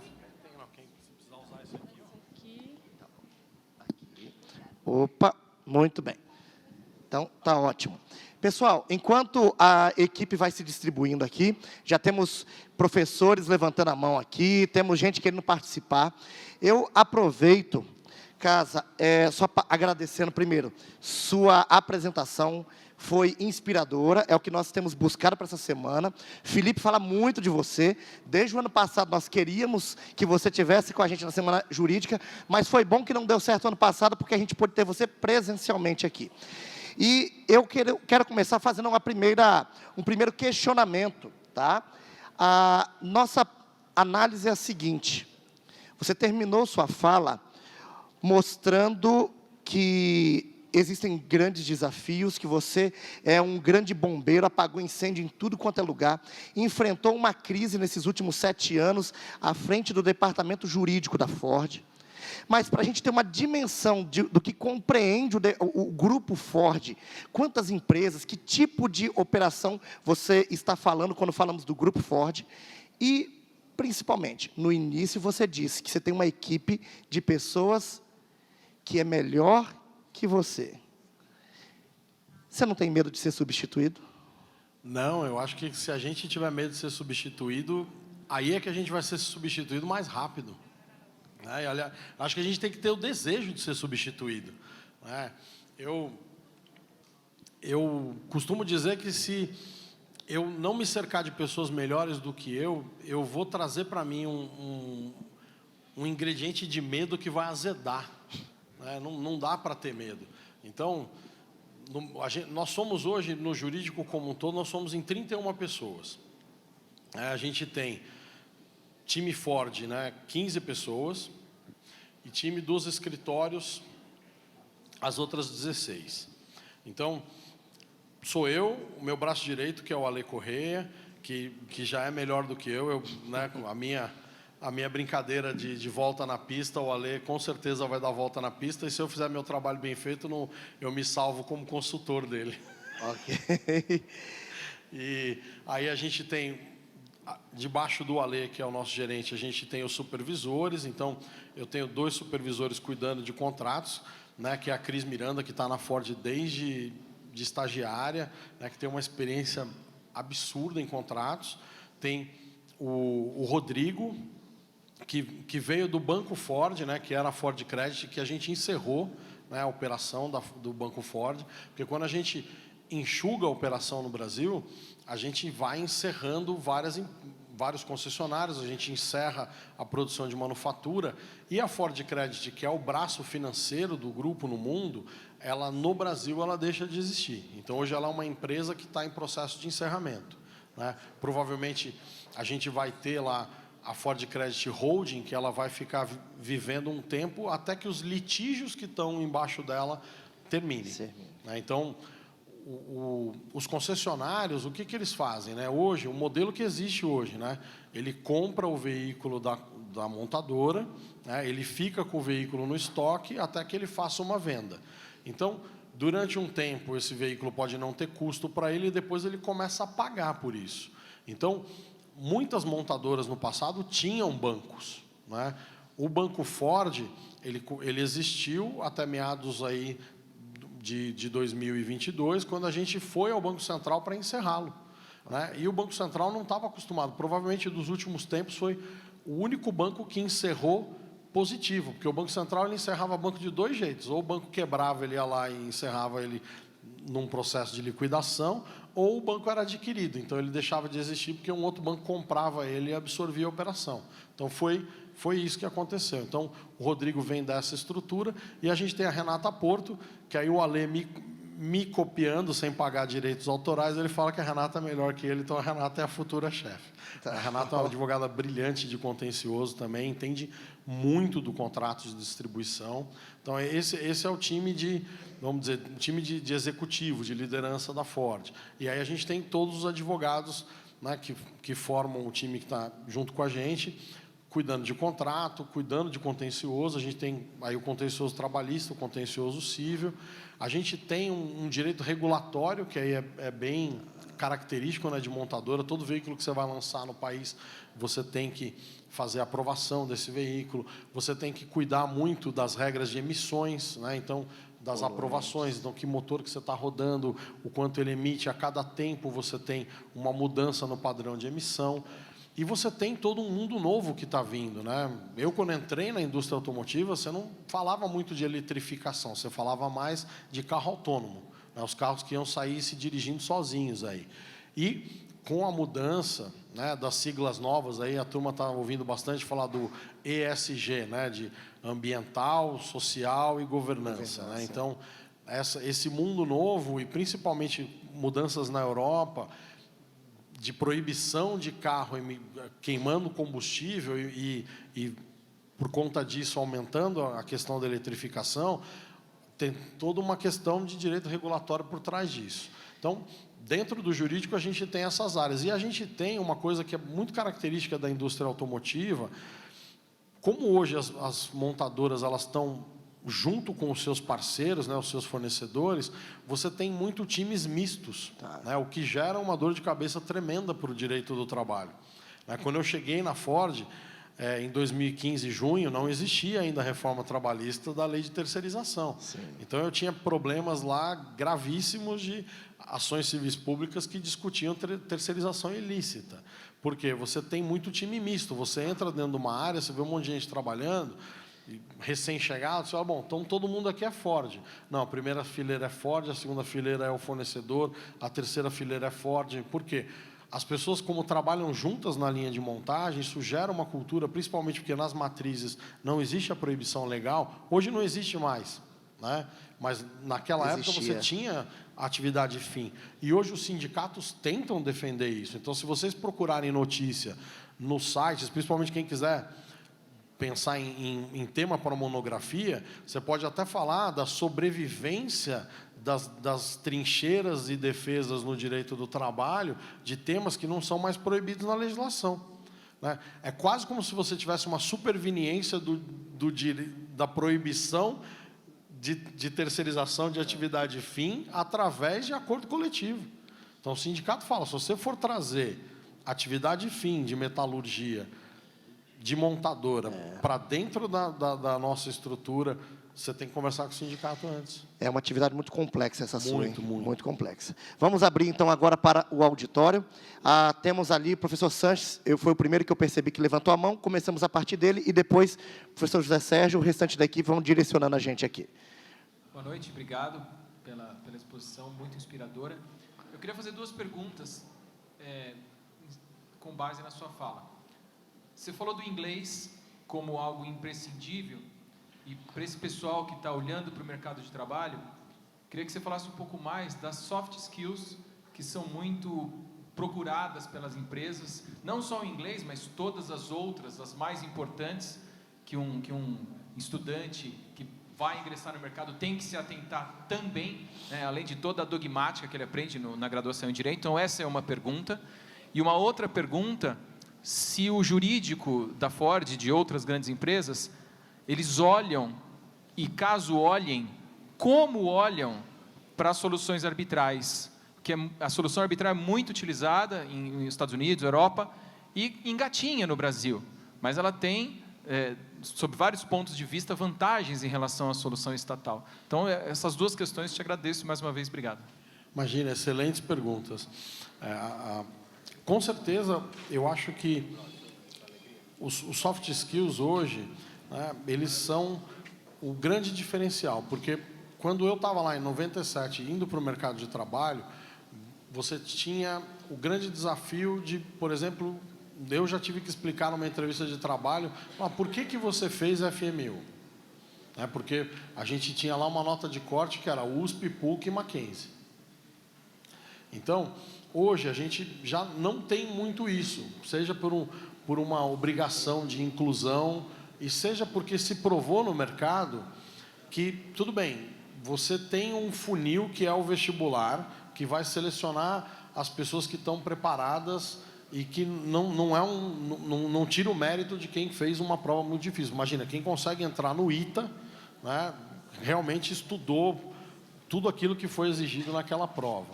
Agora, ser uma pessoa sozinha no colégio é possível. Eu consigo ser o melhor aluno do colégio, pelo menos naquele modelo que eu estudei, sem ter um único amigo, né? Porque você consegue lá fazer o trabalho de grupo, responder por todo mundo e conseguiu 10, você faz a apresentação e a galera que não gosta de estudar vai na tua cola.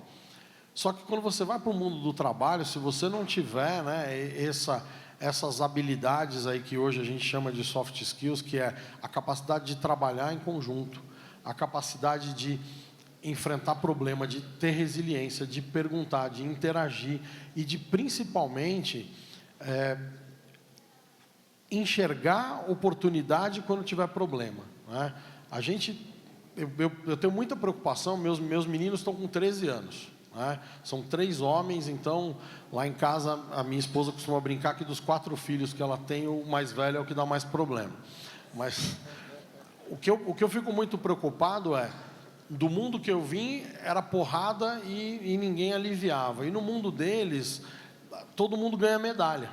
Então, como a gente separa as dificuldades? Então, eu procuro me policiar para não ser o pai Capitão Nascimento, mas para também não deixá-los totalmente recebendo tapinha nas costas. Porque no mundo do trabalho, a gente não vai ter muito espaço para ficar batendo nas costas, né? Com relação ao inglês, eu tenho me perguntado muito a hora que a tecnologia vai substituir isso, né?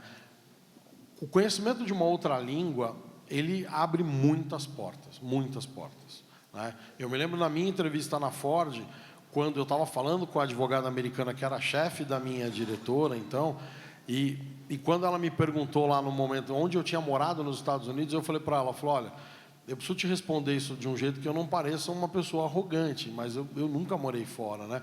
O que eu gosto muito é de Friends.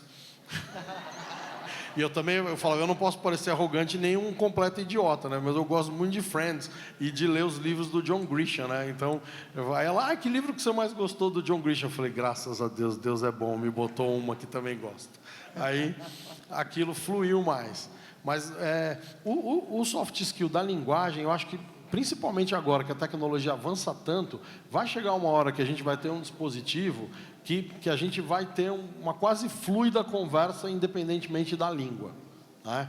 Mas, assim, ajuda muito você ter domínio de uma outra língua, né? E o domínio do inglês hoje, assim, é muito básico, né? Para quem pensa num mercado de trabalho para multinacional, né? Arbitragem é super importante. A gente tem todas as nossas cláusulas, e quando a gente estava pensando que essa poderia ser uma decisão a ser tomada, né? Porque o processo decisório de fechar uma planta, né, dessa dimensão, ele é um processo que ele exige um certo planejamento, né? Então, quando a gente, né, toma essa decisão e começa a planejar num espaço curto de tempo, super intenso, o que a gente parou para pensar e falou, olha, eu preciso tomar cuidado em ir para o judiciário com certas discussões, principalmente com fornecedores globais. Porque eu começo a ter uma discussão que se arrasta por anos e o meu fornecedor que está num outro país vai começar a me bater em preço. E aí eu começo a perder a mão, e aí uma coisa que não tem mais relevância nenhuma vai atrapalhar a Ford na Índia, vai atrapalhar a Ford na Austrália, vai atrapalhar a Ford nos Estados Unidos. Então, um procedimento que é mais rápido que a arbitragem, sim, a gente coloca ele na mesa. A gente usou, no caso de São Bernardo, por exemplo, com um fornecedor que não se conformava, a gente foi para mediação com eles. A gente fez um processo de mediação que não deu certo, porque a gente não chegou numa proposta de meio de caminho. Aí, isso porque a gente ainda estava discutindo São Bernardo. Quando a gente anunciou Camaçari, eles tinham lá mais uma outra parte que ia ficar em aberto. Aí a gente virou e falou, olha, bom, tem mais essa discussão. E a gente ganhou muitas coisas ao ir para a mediação, porque isso também é a gente olhar a estratégia global pensando nesses instrumentos. Quando a gente foi para a mediação, a gente combinou várias coisas. A gente falou, olha, se sairmos da mediação sem um acordo, a gente topa fazer uma arbitragem, mas se a gente não for para a arbitragem, a gente vai para o judiciário, mas a gente vai nessas condições. Então, a gente fez um negócio processual. A gente aproveitou aquela alteração que não é muita gente que está usando, e a gente falou, olha, nós não vamos nem para São Bernardo, mas também nós não vamos para Minas, sei lá, estou dando uma capital qualquer aqui, mas não era exatamente a capital deles. Então, ó, eu não quero São Bernardo, porque os juízes lá estão bravos comigo, mas eu também não quero a tua capital. Então, escolhe outra aí. Então, tá bom, então vamos litigar em Curitiba. Beleza. Escolhemos que a gente ia fazer um litígio em Curitiba. Escolhemos que a gente ia para as varas empresariais. Escolhemos que a gente não ia ficar discutindo o valor de causa. Então, a gente fez lá um negócio processual se a arbitragem não desse certo. No fundo, a gente não fechou mediação. Quando anunciou, ele virou e falou, quer saber, qual é a tua proposta agora de pagamento? Tá, melhora um pouquinho que você não chegou na mediação, eu abro mão em algumas coisas aqui, e aí virou um acordo que acabou englobando tudo. Mas o processo da mediação tirou muita atenção. O problema do judiciário é que a parte que ganha uma liminar vai lá e esfrega na cara da outra e aí azeda mais o molho, né? Ainda que a gente seja mais contido, a gente não é um contencioso rosnante, não, a gente é mais sossegado. Beleza. Professor José Sérgio, temos pergunta aí? Temos perguntas. Boa noite. Boa noite.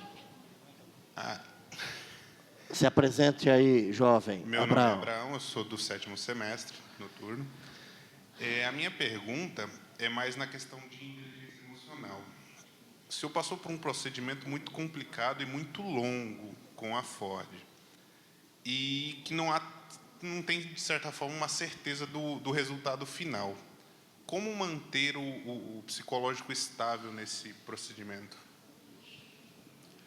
Abraão, eu tive muita sorte, porque além de apoio em casa, né, da minha esposa, o time de RH com quem a gente trabalhou nesse processo todo era um time muito parceiro, né? Então, o time do escritório que estava junto com a gente, seguindo nesse planejamento, que foi o pessoal do Tosini Freire, também era um time que estava muito próximo.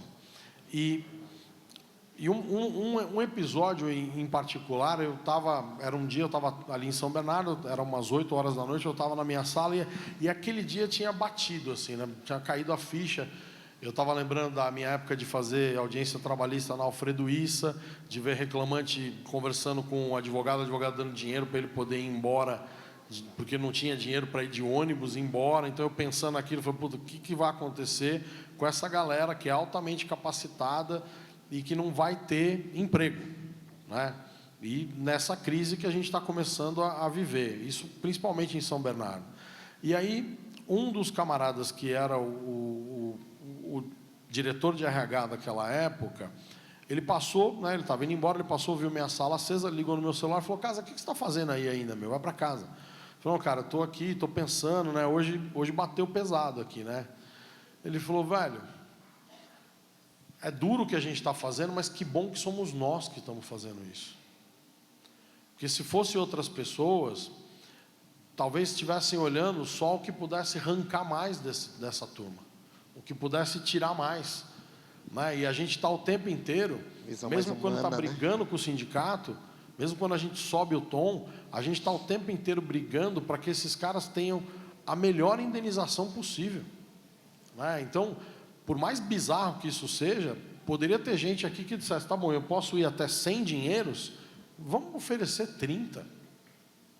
E vamos para o pau. Porque não tem precedente em tribunal mandando pagar 100 dinheiros. Entendeu?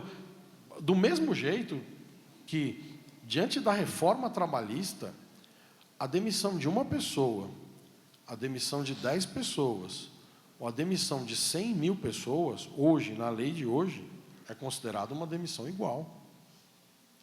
A lei não obriga mais a ter negociação coletiva e a lei não obriga a pagar R$1 a mais.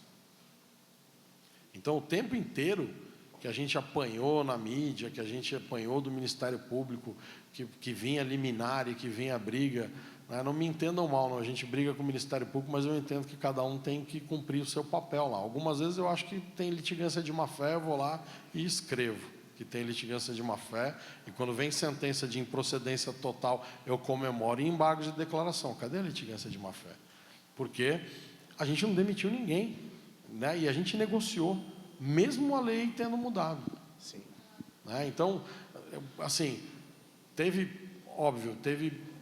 muitos momentos em que a gente sentiu isso na pele mesmo, que foi duro, né? No momento em que fechou a negociação de Taubaté, que foi o primeiro sindicato com quem a gente concluiu a negociação, naquela época, para mim, foi terrível. Por quê? Porque eu estava com Covid e eu fui parar na UTI. Eu só não entubei. E aí foi a época que a minha mulher falou, chega de brincar, eu não quero mais você mexer no celular. Mas o que eu ficava pensando lá era, eu preciso sair daqui, eu tenho 3 filhos para criar, né? eu não tenho vacina, meu Deus do céu, não tinha vacina naquela época, né? Então, né, precisava ter vacina, precisava ter tanta coisa para arrumar nesse país, mas eu ficava pensando, meu Deus, será que fechou Taubaté?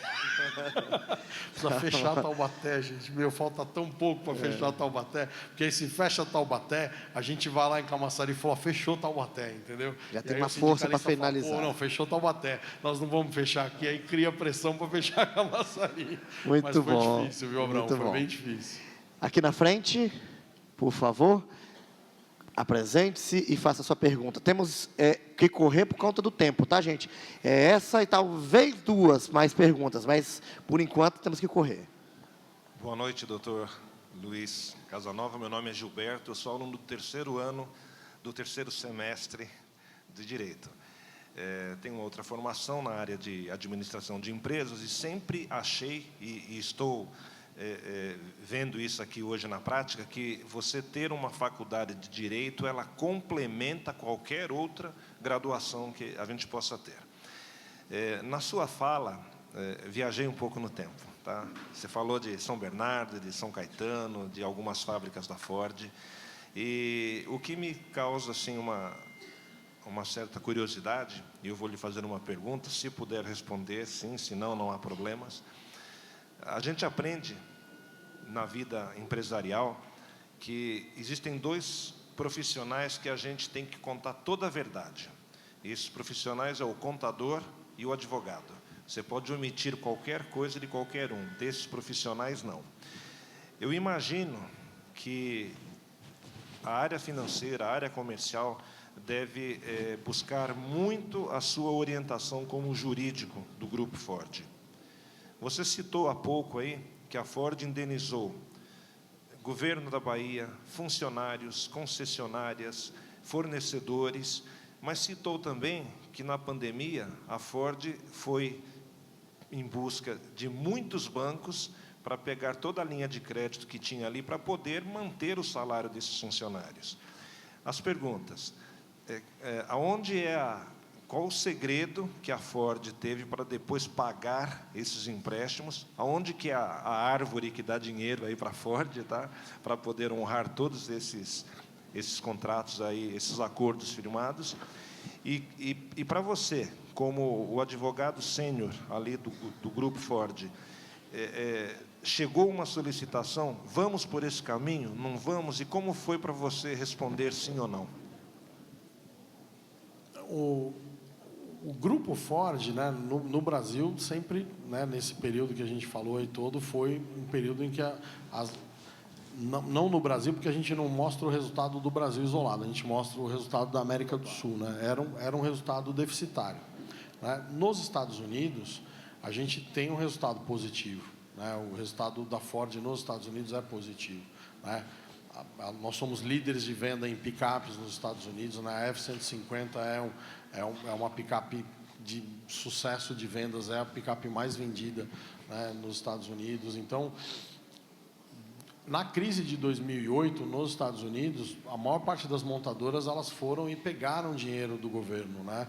A Ford, ela, entre aspas, fez uma penhora lá, um penhor da sua marca, né? E não entrou em concordata, que era a nossa recuperação judicial aqui, né? Então, o que ela usou foram as linhas de crédito que ela tinha, né? Ela pagou essas linhas de crédito e a sustentação do negócio, do resultado, isso pode falar porque todo esse resultado está aberto, né? É só entrar lá no Ford Relações com Investidores, essa documentação está toda em inglês, mas você pode ler todos os balanços e ver o resultado da Ford na história toda dela lá. Então, nesse período todo de pandemia, esses valores foram todos devolvidos, né? E foram devolvidos através da retomada das vendas, né? Então, hoje, não existe nenhum empréstimo desse em aberto e não pago, né? Com relação à pergunta de vamos por esse caminho, não vamos por esse caminho, ela foi uma decisão que foi tomada pela diretoria toda da Ford, né? Então, teve uma reunião de diretoria com o presidente, com todos os diretores estatutários, a gente analisou o plano de negócios e a decisão foi tomada por unanimidade, de falar, nós temos que tomar a decisão de encerrar as atividades de manufatura na América do Sul. Né? Então, né, não foi uma decisão que a matriz nos determinou. Né? Isso é uma decisão que está capturada em ata, está registrada na junta comercial também. Né? Todo o plano de negócios que a gente monta, desde do negócio mais simples lá de uma sociedade unipessoal até de uma multinacional, tem que considerar tudo isso, né? De onde virão os investimentos, quais são os planos de negócio, para onde a gente vai. Então, de acordo com toda essa realidade, de acordo com quais eram as possibilidades de investimento, né? Do que a gente poderia contar, de investimento local, de investimento da matriz, a gente se viu nessa decisão duríssima que a gente tinha que tomar e quais eram os desdobramentos dessa decisão, né? Que era de tomar essa decisão de tomar essa decisão fazendo esses outros passos, né? Que era indenizar todos os empregados, indenizar todos os concessionários que não permaneceriam mais na rede, indenizar todos os fornecedores e o único contrato que a gente tinha com o governo que estava em aberto era negociar e devolver os incentivos todos. Excelente. Muito bem, última pergunta, vinda do auditório. Marcele, se apresente aí, qual semestre, e aí vamos concluir. Boa noite, meu nome é Marcele, eu sou do primeiro ano e acredito que a experiência que você passou provavelmente foi uma das maiores e mais desafiadoras da sua vida. Então, que lições você pode tirar de tudo isso que possa passar para a gente? Obrigada. Nossa, essa foi a mais difícil de todas. Obrigado, Marcele. Eu acho que, primeiro, confiar no time, né? Confiar nos seus líderes. Né? Eu tive, como eu brinquei com vocês aqui, né? Eu tive muita sorte de ter excelentes líderes nesse projeto todo. Né? Então, desde o Lyle Waters, que era o nosso presidente na época, que hoje está na China, ao Daniel Justo, que é o nosso presidente hoje, né? A todos os outros diretores, principalmente o meu time, né? O Alexandre, a Cristiane, o Rodrigo, a Renata, que são os líderes diretos, né, que estão lá com a nossa equipe. Os escritórios que trabalham com a gente, né, que estavam mais diretamente envolvidos nesse processo.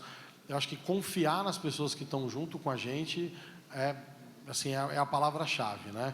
Quando a gente estava aqui no começo, né, ouvindo Eclesiastes e falando do cuidar do outro, eu acho que esse foi o elemento chave de tudo isso. Acho que a grande lição é as empresas existem por causa das pessoas, né? Os produtos existem por causa das pessoas. Seja um telefone, um copo d'água, uma planta, tudo isso vai ser feito por alguém e para alguém. Então, se a gente, sempre que estiver tomando alguma decisão, se colocar no lugar da pessoa que vai receber os efeitos dessa decisão e procurar fazer o melhor, né? A gente, o tempo todo que teve isso ali, no momento em que a gente estava desenhando as nossas decisões, isso foi fundamental, isso ajudou muito. E uma das coisas que é uma característica muito forte, talvez, desse processo todo, e eu aprendi isso muito nas empresas americanas, a gente se preparava muito. Né? Eu mais recentemente, eu tenho lido bastante sobre estoicismo. Né? Então, um dos filósofos lá estoicos, ele fala muito do premeditatum malorum, né? De você ficar o tempo todo pensando no que pode acontecer de ruim, né? Não numa perspectiva pessimista, né? Mas assim, tudo que pode acontecer aqui nessa história. A gente fazia muito esse planejamento de cenários, né? E a consultoria que a gente, quando eu estava contando para vocês ali um pouco dessa trajetória, a consultoria americana que trabalhou com a gente nesse período de planejamento e execução da decisão, eles faziam isso o tempo inteiro, tá? Você anuncia. O que acontece? Né? Qual vai ser a reação dos afetados? Bom, você vai ter uma greve, tá bom. Você pode ter uma liminar de quem? Ação de quem? Então, a gente teve a ação civil pública do Ministério Público, eu tive uma ação civil pública em São Paulo, na Bahia, com 2 liminares proibindo demissão. Aí você você agrava dessas decisões? Não é agravo, é a Justiça do Trabalho. Então é o quê? É mandado de segurança. Tá, o que você vai ter? Se você não tiver peça, o que você vai ter que fazer? Recomprar veículo, pôr carro para os consumidores? Não, então tem que produzir peça. Então, quem que vai produzir peça? Então você não pode brigar com o fornecedor. Era tudo isso. Você ficava em salas de guerra, né, que a gente fala lá. Eu estou tentando não usar a palavra em inglês, porque o tempo inteiro lá fica falando palavra em inglês. Então, vamos para o war room, vamos para a sala de guerra. E ficava fazendo cenário planning. Então, pensar nas pessoas, confiar nos seus líderes, confiar no time, principalmente o premeditato malorum foi o tempo todo. E eu andava com uma moedinha no bolso que eu tinha ganhado de um amigo meu que me deu um livro lá de estoicismo, que era do livro de meditações do imperador, do Marco Aurélio, que era o obstáculo é o caminho. Porque toda hora que a gente se dava com uma cara no muro, eu falava, não, agora o muro virou o caminho.